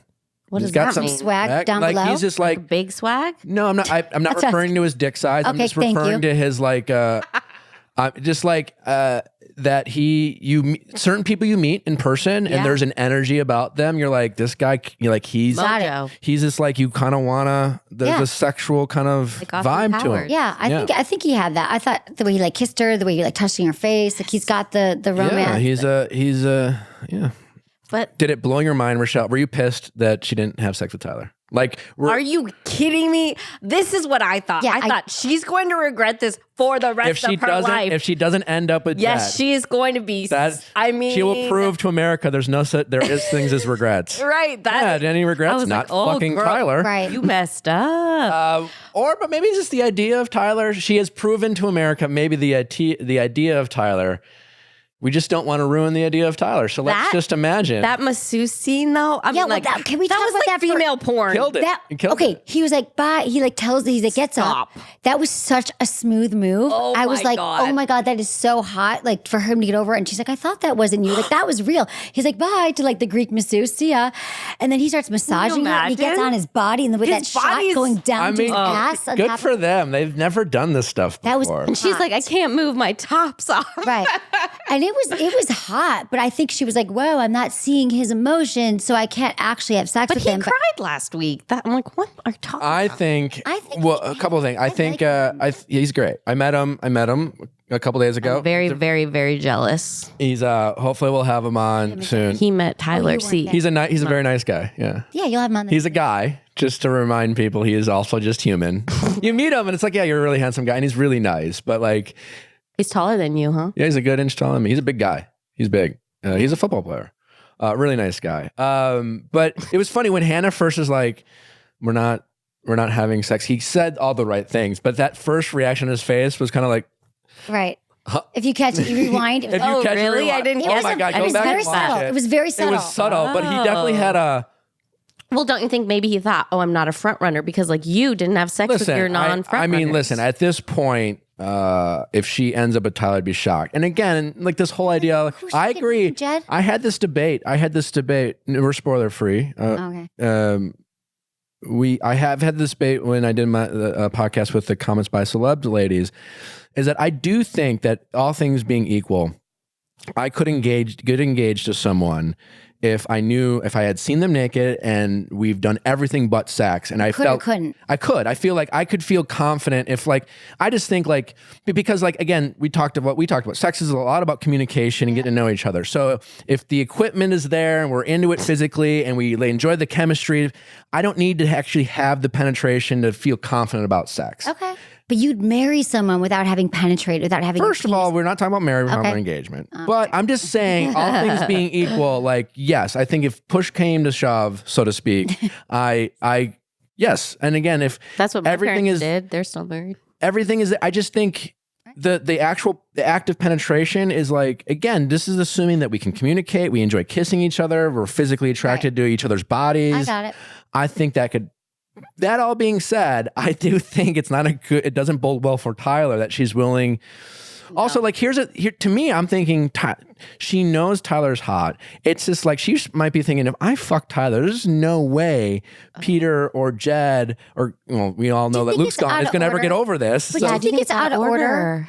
Do you think, because maybe could be, she could, in my mind, I was she woke up, she just had sex twice with Pete, and maybe her upbringing was I can't, because are they back to back? Do they give you a night? You get a day off, but also consider that this is the first time ever. So this is the first time ever you have 4 potential fantasy suite dates. So yes, she's probably thinking, I can't fuck all these guys. Off 4. I never come back from this, right? And she is religious still. So super into Jed, so she's I'm going to have sex with Jed. She had sex with Peter. You think she planned on having sex with Jed? I don't think you go into that week not knowing what you're going to do. Do you think she messed up having sex with 2 of them? Is that messed up? Is that bad to do? I think it's great. What do you mean bad? Because you only did 1. Why are you shaming Hannah? I'm not shaming. I'm saying your opinion. I'm asking yours because in my opinion, I only had sex with Vanessa because I pretty much knew I was going to end up with Vanessa, and I wanted to do my best to make that relationship work outside and it's not about shaming, but I wanted to avoid sticky conversations and having sex with women that I knew I wasn't going to get engaged to.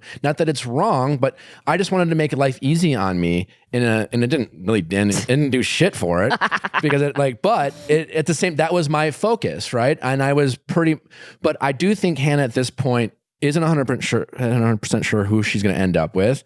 And I think she's just kind of in the moment. So, but I do think to that point, yes, she's probably thinking, I can't fuck all these guys. Yeah. And Tyler, I also think that she I think she feels the least comfortable with Tyler. He's doing all the right things, but I think she, like all the women in America, are so sexually drawn to Tyler that she feels like it's almost like she's intimidated. Like I think she thinks he's a player type of thing, and that not that he's done anything, but she is almost like she's just like, fuck it. I can't even deal with how hot you are, so I'm just not even going to fuck Well, she said that. She goes, I can't believe that he chose me. Right. I'm like, she's put him on that pedestal too. Yeah. And is he that? I think she's... I don't know. I mean, to your point, I've met him. He's a great looking guy who's really nice. He is a guy. Like everyone else in Bachelor Nation, no one's as bad or as worse as they come across on TV. Although I've heard from everyone I talk to that Luke sucks. Yeah. This is like, oh God. Could you believe that conversation? Was brilliant scene though. I thought she was so strong. So great. I was like, come on here, give it to her. And she did. She was so good. And it's interesting because the Luke thing is, at first, it seems like he's trying to articulate his point of view in a way that you're like, you know what?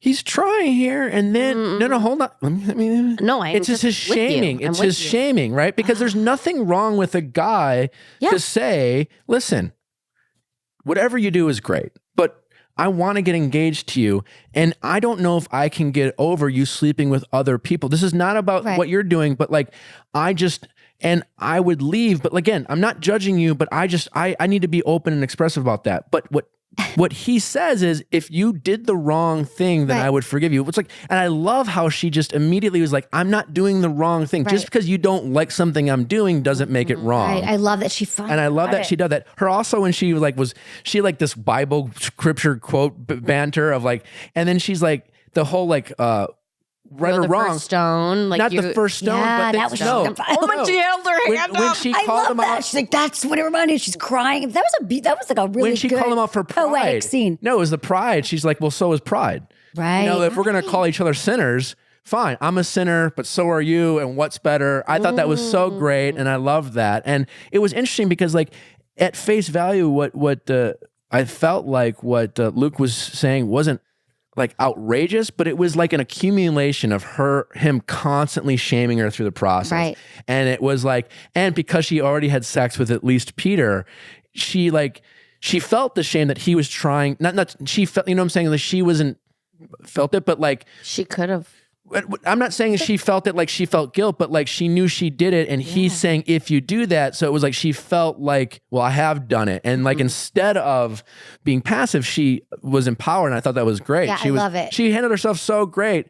And that's why it's one of the best seasons ever of this whole dichotomy of the struggle between religion and shame and sex positivity, and her at least attempt at wanting both, saying, I can be religious and have a relationship with God and still have sex. Right. And at the end of the day, we're all figuring it out. All I know is I'm not God, and at someday I'll meet my maker, and he'll let me know if I'm going to burn in hell or not. Until then, shut the fuck up, all you guys. I want to start fucking. It was great. It was great. It was she's like Jesus. She's like, God is in my heart. I love it. Jesus loves me. And the thing is, like, I love that she finally heard that he literally changes his tune and backtracks everything he said. He was like, what I meant was, she's like, no, this is exactly what everyone's talking about. You're like, yes, you finally saw it when he's changing his mind. Yeah. He's like, well, what I didn't really mean that I said that. She's like, you're changing your words. You're changing your words. I mean, it was so judgy, but I think that was a good point that in that moment, she probably still, listen, if you're raised in a super religious environment, there probably was a part of her that's still like, I can't believe I just had sex on TV with two people. Right. And when he shaped, there might've been a moment where she could have crumbled. Still felt like, oh my God, like she felt her family, her grandmother, you know. That's what I mean when I say felt like she. Yeah, no, it was like this. Right. She almost was like she felt it and said no. Right. No, you're not going to make me feel this way. That's it. You could. Yeah. No. And I thought that was. You can't bless me or whatever. You can't pray for me. And then you see Tyler, you know, who was so like listened to what she wanted, was consensual and said yes, whatever you want. And then she asked Luke to leave, and he literally was like no. And that's not listening and not being respectful. I think he looked as dangerous at any moment as in the time where he calmly sat there. Yeah. Right. Because it was just like, again, what if there's not mics? What if there's not cameras? Yeah, he was calm, but he was so dismissive of what she asked of him. Calmly saying, please respect my choice. And then instead, again, using God as a weapon. I've been vocal about this whole season. Like, you can be religious, that's great. But the moment you start using your faith in God is like a weapon to shame other people, and then saying, well, let's pray together, or let me speak my truth. This though, that before he got into the car, when he was like, let me pray for you, do you see that? He does it all the time. I've heard from some of the guys that was a thing. Like he... A fist. It's scary. Like, I'm like, he's like, could be abusive or something. Needs to let that anger out somehow. And his mom also seems so sweet, which is like his family, so beautiful, lovely. And his mom's a total babe. I know. You're like, is that his mom? Like, right, get over the mom. She's hot. Yeah, and his family's like, I got to tell you, this is not our Luke. So then you're like no, during the family, it was like, wow, like his. What's going on? I don't blame her for being confused, but that's where I want some kind of counselor on there, or somebody who's like, I know you can't, and that's the drama, and they can't really sure what's going on, but it just was like unhealthy. Like, it was kind of like, has that happened on other scenes with someone that's... He's been particularly, and a lot of other seasons, they always have a villain, but even, it's interesting. I think up until recently, they haven't had traditional villains. Like on my season, Corinne wasn't really a villain. She was never a real villain. player. She was the villain, so to speak. You know, the biggest villain was the one Ben chose her. Remember the winery guy? Oh, sure. Yes, but what I'm saying is, I mean, we haven't had a real villain. And even when I was a villain, like on Andy's season, a lot of people were like, is he though? But like, they didn't do anything. A lot of people didn't like me because of music, but like Luke's been... music. No, seriously. It was just like... menacing music. He got her flowers and it seems wrong. But then when you break it down, he's like, he just got her flowers though. So, and there was never a lot of examples when the guys would throw fits and it was like, well, he got a rose. So there's a lot of... But Luke is truly... bad. A villain, right? Yeah. He's an actual villain who like is doing things that in reality, in real life, is not okay. It's been like a teaching example for like things that like women should like look out for in terms of, if your boyfriend does this, it's not okay. Yeah, controlling and abuse. Gaslighting, manipulation. I think it's a great example for like parent. Like, I think a lot of young people watch a show, or parents could be like, if a guy ever treats you like that, like if you ever feel these things, like that is not okay. Like use that as a teachable moment. If you're confused a lot and they're saying things, like I just think, because it's very seductive too, because here's the other thing I realized about Luke P through the whole season is that he's been like, she's like, I knew right away how he felt. He really doesn't say much. Like he looks at her and he's like always about, I saw when you saw me. It's always about him. He's so selfish. If you really listen, he's not really saying things. Talks about God. Right.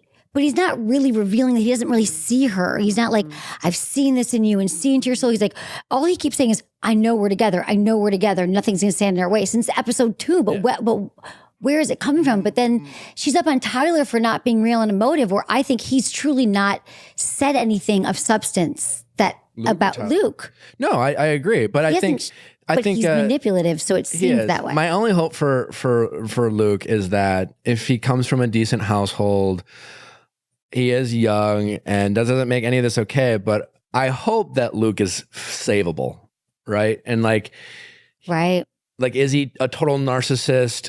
I don't, but like, will this experience with his family? They're filming Men Tell All today. They're filming what? The Men Tell All today. For the people, like they're filming it. Oh, I'm so excited. But like, it'll be curious how he does. On Tell All, will Luke? There's gonna be 2 options, right? Because assuming that all guys are gonna gun for him, right? And Luke has 2 options at Tell All. He can. Like he had that post about like, it's been hard watching me myself. Luke's only option is to show up and say, listen, I was wrong. I was embarrassed of my actions. I have no excuse. I'm expecting heat. I deserve it. I'm not saying I've fixed it. I don't even want to make the excuse that this wasn't me, because this was me apparently, because this is what I did over and over, and completely fall on a sword and say, I'm not there yet, but I'm doing some soul searching and I hope that I can be a better version of myself. Yeah, I agree. I don't think he's going to do that. I think he's going to do his version of that, but it's going to, if he says things still go back to God or something. He'll say that, but he has people who support him who are like, yeah, you're doing the right thing. Everyone who has sex is going to hell, and you're like saving the world. Sure, but it's going to be tough because I bet his family. It's because it's so easy to blame production and producers and editing in that moment. But I think that's his only thing. I think he'll do a version of that, but because what Luke has been notorious for is at first, again with Hannah, is like almost kind of again. there's nothing wrong with a guy saying, listen, sex matters to me. That's all I'm saying is I value the act of sex, and that's what I want in my relationship, and no shame whatsoever. But he has this ability of just one or two words that completely change the context. And I think he'll go into tell-all and say something like, well, this wasn't me, but, and then he'll say something that completely shits on whatever. It's so contradictory. I just don't think Luke really knows who he is as a person. No, he's 23 years old. 24, whatever. He hasn't enough years on the planet yet to figure out who he is. I mean, Tyler's 25 and he's killing it. Tyler's 25. Yeah. And he's saying all the right things. What about Jed? Can we talk about that for a minute? Like, I still can't tell. Like, do you... His girlfriend?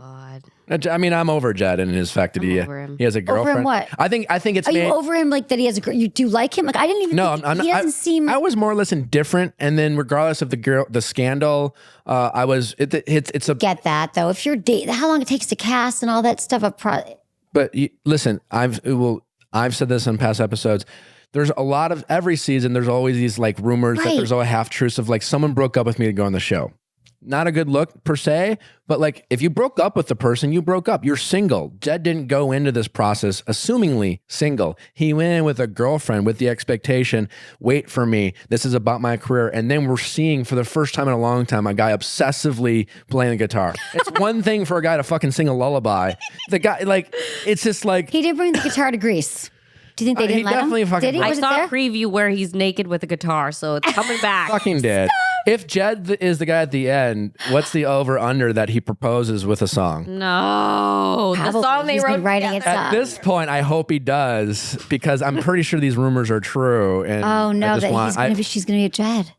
Yeah. I don't know if she's going to be a Jed. Right, Jed's my front runner at this point. That's your front runner. For sure. I mean, like, she looked happy after the night. She looked like she had... Here's the thing. She sent home Luke. Yeah, she had sex with Peter, but I just don't see... I don't know. If she ends up with Peter, where did this relationship come from? Right. And if what I've heard is true, like Peter's hot and he's like, so it's just like, yeah, I want to have sex with him. There's nothing wrong with that. So to me, it's like Peter's the guy she just kind of wanted to hook up with. He's just he doesn't seem strong enough for her. If she hooks up with Tyler, like, man, that's some bold move to like not have sex with the guy. So that Jed's definitely my front runner for sure. But like front runner who you think is going to win or who you think she should be, is that what you... No, who she's going to pick. It has nothing to do with my opinion. What is your? I would say Tyler. Well, here's the thing. I saw a moment in her eyes when Tyler left that morning, and she's like, I'm so sad he's leaving. She actually looked like she cries a lot. That's called I wish I would have had sex with him. Well, no, but I think it was like, I can't believe he was no man. She goes, no man has ever been that respectful to me. Ever. And that to me was like a moment. Oh, that was a real moment for her to say that. It's like, because he didn't try to have sex with her, but then she said right before that though, she's like, and I'm really sad for him to leave. And she was like, you could see her like, he's walking away. And then she said, no man's ever treated me like that. I That's think a big statement. I think Tyler's a great guy. Well, it's a big statement because I think it says about how women are treated. But sure, but Tyler's an example, and there's other guys that are good guys. But you know, I think Hannah's a great Bachelorette. But again, there's some. And I don't think she deserves some criticism she's gotten for like her choices because it's hard for any lead. But if she's going to say that, there's some onus on her selection process or what she puts up with in relationships, right? Like, so I'm not saying we should shame her for that, but this is not just how women are treated. It's also like there are some shitty men, some good men, and she's been willing. Hannah she said it here in the podcast. She's shown on the show.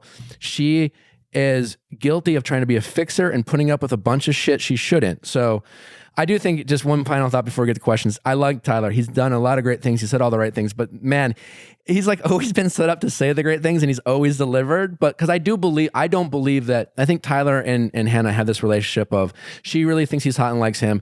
She thinks she's beautiful and he likes her, but they're missing that intangible love.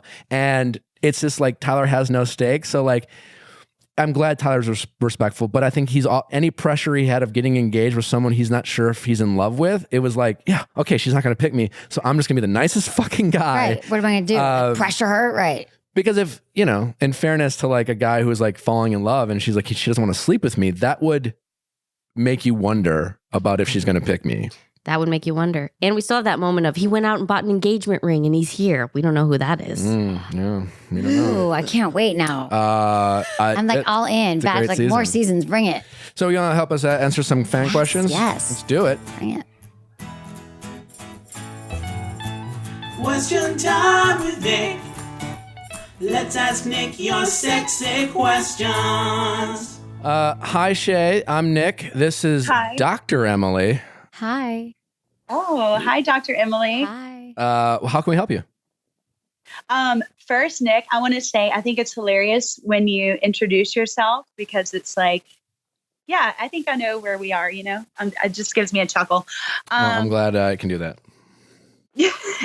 So I'm very nervous right now. I need like some oils, so I'm 37. I stay at home with 3 little children and I've been married for 9 years. My biggest thing is that in the past 3 years in my marriage, there has been abuse of pills, specifically Adderall, and not by me, by my husband. And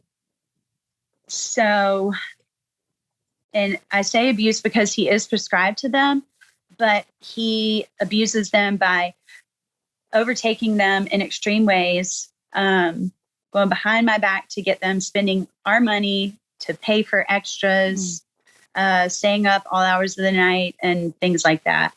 And it has become to a point that this has been going on for 3 years now. And it's just a betrayal to me. How much have you addressed it with him? Almost daily. Okay. So it's not like something you know is going on. You just haven't. Okay. Okay. No. Right. Yeah. It's, and what is he saying now? Is he admitting to the problem, or is it still? Are we still like in the denial phase? Kind of admitting it, but not admitting that it's a problem. It's my problem apparently. Okay. Do you know what I mean? Like, Sure. Getting defensive. I need to get over it. I need to quit controlling him. So where do you feel like you're at now in the process? Like, I guess what's your specific question? I guess when I wrote in, I feel kind of lost because I can't talk to anybody. And because what about of the his job, pics, Shay? Yeah. Yes. Okay. So new development. I found a dick pic on his phone, which came in through my computer because it's connected through our cloud. Yeah. So boy, how many cheaters have gotten caught? His dick? Exactly. Okay. Yeah, it's his. Right. And so he said that, which I don't believe, he said that it was for him. It was for him. He sent a picture of his own dick to himself? Well, I mean, I don't know. Obviously, he didn't send it. But so he said it was because he wanted to see what it looked like. Can I? Yeah. You know what I mean? Yeah. Okay. And I'm like, why don't you just look down? Emily's got some questions for you. I've got some things. So Okay, Shay, yeah. Okay. So this isn't a great situation, as you know. Beyond the dick pics, abusing Adderall, and I'm sure it makes him very, aggressive when he's coming down from it. If he ever comes down from it, doesn't make him a great husband or a great parent. Right. And I'm actually concerned for you, your safety, and your children. Yeah. And the dick pic's like a whole nother thing. But I feel like the only way you guys have been together, how long you said? And you have 3 kids? 9 years. 9 years. 3 kids. So I think this calls for some therapy, couples therapy, like ASAP. Where do you live? Yeah. In South Carolina. Okay. So this is the thing. Like, there's literally no way you guys are going to get out of this situation without you guys committing to a really good therapist. And even if, and here's the thing, I hear all the time, like, oh, my husband won't go, my wife won't go. No, it's your relationship. You have to go. It's like going to the dentist. Every single couple needs therapy at some point in there. It's not a weakness because there's nothing else you could do right now, but get into some therapy. And also, like, it's not safe. I'm also concerned for his health, his safety, and the way, because Adderall can make you do crazy stuff. And that just kind of can be a gateway as well. He's up all night. Yes. The dick, I mean, the other thing too, like, I don't think the guys are sending dick pics to themselves. Like, I'm not sure what that's about. That gives me pause too. And I feel like someone else received that picture. 3 young kids. You have 3 young kids. You're at home all day. You're doing the best you can. And it's confusing. It's like, how is this happening? But I need you to get some support. Emily, I have a question for you. And for, I feel like people listening, and for like Shay, I get what you're saying when you're like, oh, my husband or wife won't go. But like, what are some things that people who are the ones who want to go, but their spouses aren't seem to me willing. Are there things that they can do or say? Like, what's advice you can give to Shay and our other listeners? Shay, I think you have to be. I know you've had to talk with him about it. Like, you can't do it. I think you have to say to him, I'm concerned now. Like, it's like, has to be like, you're calm. You take 10 deep breaths. Yeah. It's not when it's happening. It's not when he's high on Adderall. It's like literally if you have moments without the kids, maybe you're at breakfast, maybe you have babysitters, you get a babysitter and you guys go out. Like, it's somewhere where it's not, I always say it's not your halt, hungry, angry, lonely, tired. You're not in any of those places. If you can find that. And then you say to him, I got to talk to you. I'm right now. I love you. I love our marriage. The Adderall abuse, or you could say, I'm concerned right now for the safety of our relationship, our kids, and our marriage. And I feel the only thing that we can do right now is get some professional help, because I can't stay in an environment with you and our children anymore, like not in good conscience. And what I suggest is, I have 3 names that I've gotten from friends of a therapist, and we need to go together. Yeah. Yeah. But you don't think that he will.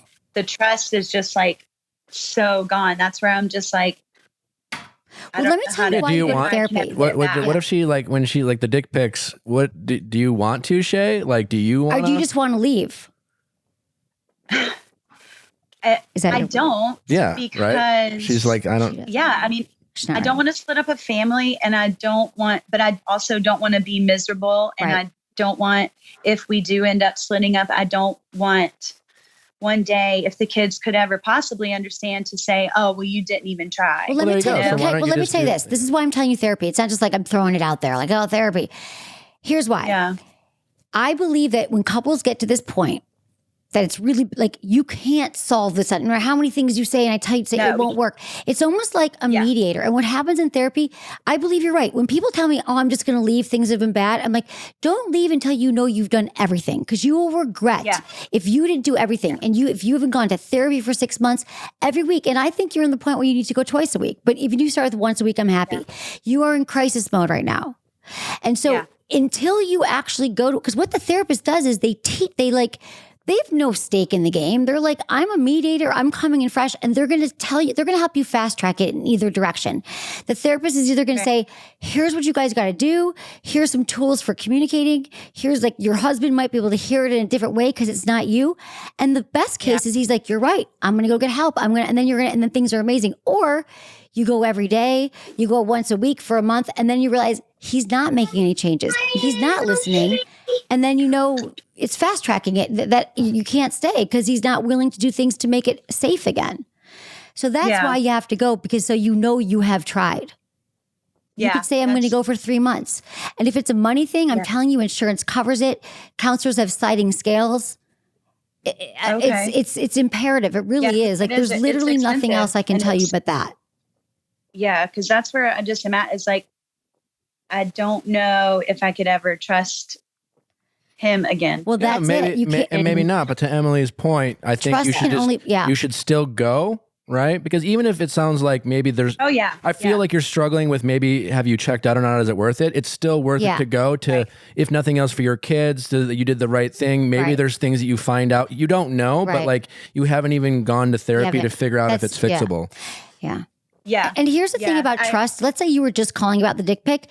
What I'm telling you is that relationships, when trust is broken in any way in relationships, if couples don't go to therapy, there's no way to heal trust. Like, once trust is broken, it takes time. And couples think, well, when years go past, like, oh, he cheated on me 3 years ago, I'm okay with it. And then you drill down, they're really not, because you got to heal it. You got to so that has to be reconstructed. Plus the Adderall, like, there's a lot of different things. So, but maybe, right? You go in and he's like, you're right, babe. And here's what happened. And he gets sober. And then he's like, yeah, I did do something wrong, but I'm ready to heal. Then you could go there, but we don't know yet until you go to therapy. Well, and the thing is, I ended up like dragging him to this. I had just one day called like an addiction hotline, I guess. And so I found this one addiction specialist guy, and it felt like a breakthrough. And he was like, yeah, we're going to just get off of this. I'll show you how to wean off of this medicine. And it wasn't a couples therapy, but it was addiction therapy. And what happened after that? He was like, I don't want to be around all these sketchy weirdos, which admittedly, it just seemed like a bunch of junkies, Addicts, I guess yeah. you could say. So yeah, that's what happens sometimes when people try to go to AA. They're like, it's too soon. So that's why, I mean, he's eventually going to have to do something. Like maybe if you guys can afford your own doctor that could help him wean off of it under your healthcare, plan. But right. At least he saw it. But here's the thing: it takes people 7, and this is for alcoholism traditionally, but it can take someone 7 times typically to get sober, to go to rehab. Yes. That's a lot of attempts. And so that was maybe the first that he heard it. Like he's not going to instantly be like, "You're right, babe. This is it. I'm sober." But keep trying these things, but also take care of yourself. You know what I'm saying? Like make sure you have a good, strong community around you, and you keep doing things every day to make sure that you're getting some answers so you guys can learn to figure out what to do right now. So congratulations on already getting him to the addiction specialist. That's great. Yeah. Now we got to do some more. Well, we wish you luck, Shay. I know this is tough, but yeah, I mean, take Emily's advice. You just gotta do it. It's gonna be a tough journey, but I think there's only one way to see if this relationship's worth or able to save, and is going to talk to someone. Yeah. Thanks so much. Sorry, thanks for being honest. Thank you for calling in, and thanks for being vulnerable. All right, thank you. Take care. Bye. Bye. Well, I'm Nick. This is Dr. Emily. Hi. Hi. And what's your question? I'm another one. Let me give you a little bit of a pre-story. I like to joke that I come with a lot of baggage, which I know everyone does. I joke that my baggage is less like a trip to Europe and more like we're going to need a U-Haul. I am a 28-year-old widow. I lost my husband when I was 37 weeks pregnant. Before that, I lost my first love in the war with Afghanistan in 2009. I have a mom who I take care of. She has a lot of ailments that leads her to need a caretaker. Mm-hmm. And I'm also a hopeless romantic. I grew up homeless. Like it's just been a long kind of saga. Okay. That is my life. And I want love again, but I also find that as I'm trying to kind of pursue dating now, that men are like really gung ho, that they're like, yeah, like it's no problem. Like, but they don't understand really what it is with dating a widow and all the baggage that I come with. And it's only fun for them in the beginning until the rocky points hit. And I just want to know, what would be the best way you think to introduce someone to my story and to make them more comfortable with that it's okay when they can't handle it well? Sure. I mean, that makes sense. I'll take a stab at it and then we'll let the doctor take over. Listen, I think that's a lot. I mean, I can't relate to, you've been through a lot. And it sounds like, you're aware of this baggage thing. But even talking to you a little bit now, it's like you've made it a huge part of your identity. Yes. And I think in a way that's great because you're not in denial, right? In the sense that you're not pretending that you don't have baggage. But my guess is maybe early on in the dating process, it can come on pretty strong, and there's nothing wrong with, maybe I always say when it comes to dating, like you have to be okay with most people not being your person, most people not living up to the high expectations you should have in dating. And that's okay. And you shouldn't get discouraged there. But so if you open up yourself and you speak your truth and you tell your story and some guys can't handle it, maybe they're just not your person. But I think you might be at risk of it being such an identity that maybe there's some insecurities preemptively of assuming that. And then so you almost kind of push it out there a little bit too much and it becomes this kind of chicken before the egg problem where you almost want to like test a guy and see if he's able to handle it. And it's almost, I would just advise to like, listen, we all have baggage, as you say. For me, the little bit about, and certainly I'm not trying to relate to the shit you've been through, but like, especially in my dating experience, a lot of people know I've been on The Bachelor and a lot of times my perceived baggage is a little bit more glorified than reality. But that being said, I don't ever talk about it, right? Eventually, and when I'm dating, there's a time and a place for me to want to be open about it. I usually let people ask, but with whatever my baggage is, I am comfortable with it. I realize I have it. I'm not in denial, but I'm not in a rush to get it out there, right? Because usually for me, I just find that people are more willing to accept me for who I am when they feel a connection with me. It's easier for someone to accept your baggage when they feel like they connect with you and they know you. If you just right off the bat with them not having any rapport or connection, you're just like XYZ happened to me. I don't know if anyone's going to be like, let's have that. No one's out there saying, I want someone who's been widowed, who's also someone else died. Like that's not on anyone's list of like people they desire. No. That being said, if I met someone and fell in love with her and those things happened to her, I would care less, right? So I think a lot of it is timing and when you bring it up and how much you project it onto someone else. And I would just be careful of how much you do that, because there's a difference between owning your baggage and then like having it be your entire identity. It shouldn't define you. It's just something that you have. Yeah. So that's my 2 cents, but Emily can add to it. Yeah. My business has been built off of all of these things. Mm-hmm. And so what's your business? It's hard too because what's your business? I have a clothing line and I can we plug it? What is it? What is it? It's called Klebold Threads. It's apparel for Shit Creek survivors. Where can people find it? At kleboldthreads.us. There you go. For all you listening. Yeah. Okay, so awesome. Yeah. Thanks, I appreciate it. That is your business. So everything I do is kind of built on everything I've been through. Yeah, but that doesn't have to make... There's a flip. What I'm saying is I have a podcast and I talk about all this stuff, right? I talk about my dating experiences, but when I go on a date, I'm not like, Same. It's very different, right? Yeah. It can be your identity, could be your job. And I'm not saying anything I say in the podcast is insincere, but like I'm very more open because it's an audience. I don't go into a date and be like, well, if you love me, you have to be okay with all this. It's still do you have a rose burn. In your bag? Like, no, he doesn't live in that place. So what I was going to say, this is exactly what you said, is that there's sort of like this, like, it's like you've branded yourself as such, like this widow. Pain, this suffering, and a widow. In your email, they were saying like it's bold. And it's like, I feel like there's a part of you that, I mean, you're so strong and you're beautiful and you've been through so much. And to me, I see like the flip side of that is like, you have so much strength and you have so much courage and you're like a mom, you like gave birth without your husband. I mean, to me, that's like, and you're a survivor. And there's a side of that, like when you're leading with, here's all my suffering and here's all my baggage. Can you take it? But like, here's my baggage, and then showing up with your light. Like, here's what I came through and here's who I am today. There's a lot of living in the past with you, which we all do. We let it define us. But if I was going out with you, I'd want to know like, wow, you came through this and look at you. You've got like, I would think the flip side of your business is, it's not like the negative. It's like the positive. It's for survivors. You're helping people. You've taken your darkness and turned it into a light. And I think if you could lead with that night, because we all have dark, right? Like, of course we do. Right. But to me, that's like the brilliant part of it. And that's the part that I think, not that you have to hide that stuff, to be like, yeah, I've been through it rough, but like this is who I am today and what I want in the future.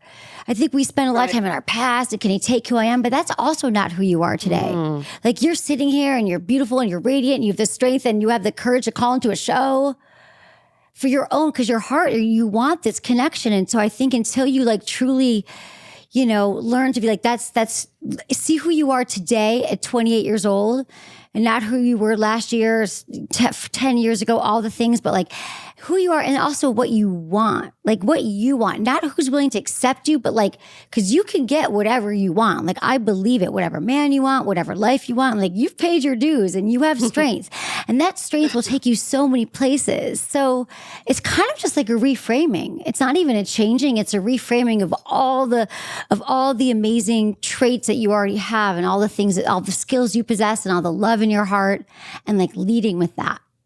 Yeah. The only thing I would add to that too, specifically, like there's a difference, especially if you're going on a first date and someone says, oh, what do you do? How you talk to them, like a first date is not the same as an investor. Like say a customer asking you about your business. If you go in your whole talk track about what you do, what your motivation, what inspired you, you can simply say on a first date, I own a clothing line. you know what? You can leave out the nitty gritty details, and you can still talk about your passionate business without getting into the whole story, right? So my guess is you might like every time someone asks you to do that on a first date, you talk about it, and all of a sudden, before you know it, 10 minutes later, everyone knows your first date knows your entire story. You can talk about what you do without getting in the nitty gritty. So don't think of your first date the same as a customer or potential investor. You can separate them. That would be like more specific advice. That's something I need to work on. I'm kind of an open book. All right. Well, here's the other thing. You could also say like, I've been through a lot. We'll get to that. We go out again. I am a survivor. I've had a lot of stuff, but I've realized like I'm really excited about my company now because it's actually helping people who went through things that I went through. We don't have to get into all that now, but yeah, here's my son or my daughter and here's what's going on. What do you like to do on the weekends? Like to me on first dates, you want to find out like, do we like doing the same things or do we have the same values? Does he like care about family? What are his morals? What's he into? Like, do you drive? Begin all the other issues. So if you can kind of stay present and actually see like, do I actually like this person? Because sometimes on dates, we're like in our selling mode and we're in our like, but if you can just be like, okay, I just actually want to see if I like this person. Forget if they even like, you know what I mean? Like, ask questions and just, so there's a way to do it and still be yourself, but not get into all the details. Like, and I have a sex talk show. It's like, I go on dates. You can imagine what people are assuming, right? I'm a sex doctor. Like, I'm going to be all sex. And I say that, but I'm not getting into all my stuff, right? It's like you, like, you know, just like, who are you? Like, I like sex. You know, you like, but who are we now today? Can we share a life together? I totally agree. You don't have to. Yeah. I think if you, to Emily's point, just get to know them like you don't have baggage. And if you guys connect, like any guy is going to accept your baggage like they would accept any baggage. Nothing you've had to deal with is any reason for a guy who would fall in love with you to stop falling in love with you. I mean, I truly believe that. And just don't bring it on them too soon before they get a chance to get to know you and you get to know them. Again, to Emily's point, we talk about this every week. Focus on whether you want to like the guy. Yeah. And then worry later about whether he's going to accept you. Yeah. Does he get a place in your world? Yeah. You know, not you inviting it to his. And just when he says, what do you do? Be like, I own a clothing line. It's pretty cool. And then like date 5, be like, well, there's a little bit more. It doesn't have to be everything, you know? And I'm assuming you've had some good therapy perhaps around all this? Yeah, my whole life. Good. Awesome. Keep doing that. Yes. Well, hopefully that was helpful. I really appreciate you being so vulnerable and best of luck. And you're gonna be great. Absolutely. Thank you so much. Thank you. All right. Thanks so much. This has been so much fun. So fun. Hopefully our audience has learned a lot. I think our takeaway, as we talk about, I mean, just keep asking questions, especially in the bedroom. Yeah. I mean, I think we're all, as men and women, making mistakes and making a lot of assumptions, and it all seems to be predicated on our insecurities about our own adequacies in the bedroom. But if we just ask a bunch of questions and have some fun, lubrication. Also, just and admit that like it's awkward. Like I know people, because what I encourage people is like, I know it's weird. No one ever talks about this, but I think we should, because I think that, and you make it light, and then it gets easier. And then it seems like it's such a bizarre thing for people to. I mean, the only bad thing about lubrication is like sometimes you can fuck up your sheets. Not the kind that I would tell you. Do you have a recommendation? I have so many lubes for you. Yeah, if you want a lube that doesn't fuck up your sheet, use like there's an amazing one called Uber Lube. That's amazing. Okay. It's a beautiful glass bottle that you put on your shelf. Ooh. There's Muse. And if it gets on the sheets, what? If you wash your sheets, it doesn't stay. But there's another one, doesn't stain. There's another one called Muse, and it's actually tastes like, you know, there's like flavored lubes that kind of like are gross. I don't know. It's mint chocolate. It's friggin' creme brulee. I don't want it to taste like mint chocolate. So here's the other one. Also Pure water-based. I guess it's really. For oral sex, it's great. Pure PJUR water-based lube for women. I'm going to give you lots like of chocolate. Okay. Yeah, dude, but it's maybe for some people that's great. But there's so many lubes that don't stain. If you buy them, there's like water-based lubes that will not stain your sheets. Uber Lube won't stain your sheets. Done. All right, there's your takeaway. Yeah, and no shame, right? Let's get rid of the shame. Get rid of the shame. Shame in the game. More self-love, less shaming, more talking, and your sex will become better because of that. And guys, if she wants to bring in a toy, just say yes, man. Be cool with the toys. Cool, man. He's your friend. He's your sidekick. You always wanted a threesome anyway, right? Yeah, he's not going to take over. That's a good point. There's only so much you can do. Give him a name. Yeah, right? Right.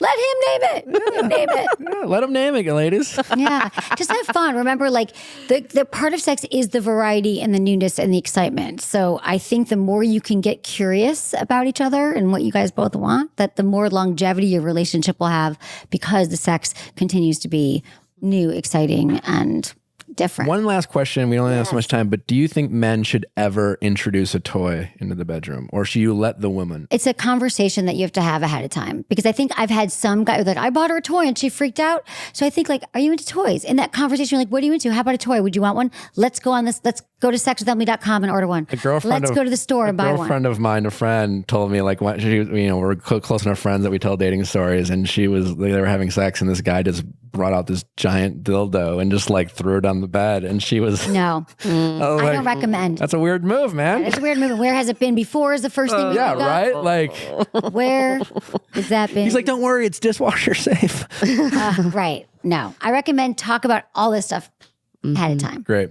Well, thank you so much. It's been so much fun. Hopefully you'll want to come back. Yeah. I'm sure we'll have more reasons to have you come back. So, and shout out to that windmill. Shout out to the windmill. Windmill Pete will forever be known as Windmill or Pete. If you like our episode, as always, please rate us 5 stars on iTunes. Thanks to all our sponsors, and have a great week. You're crazy.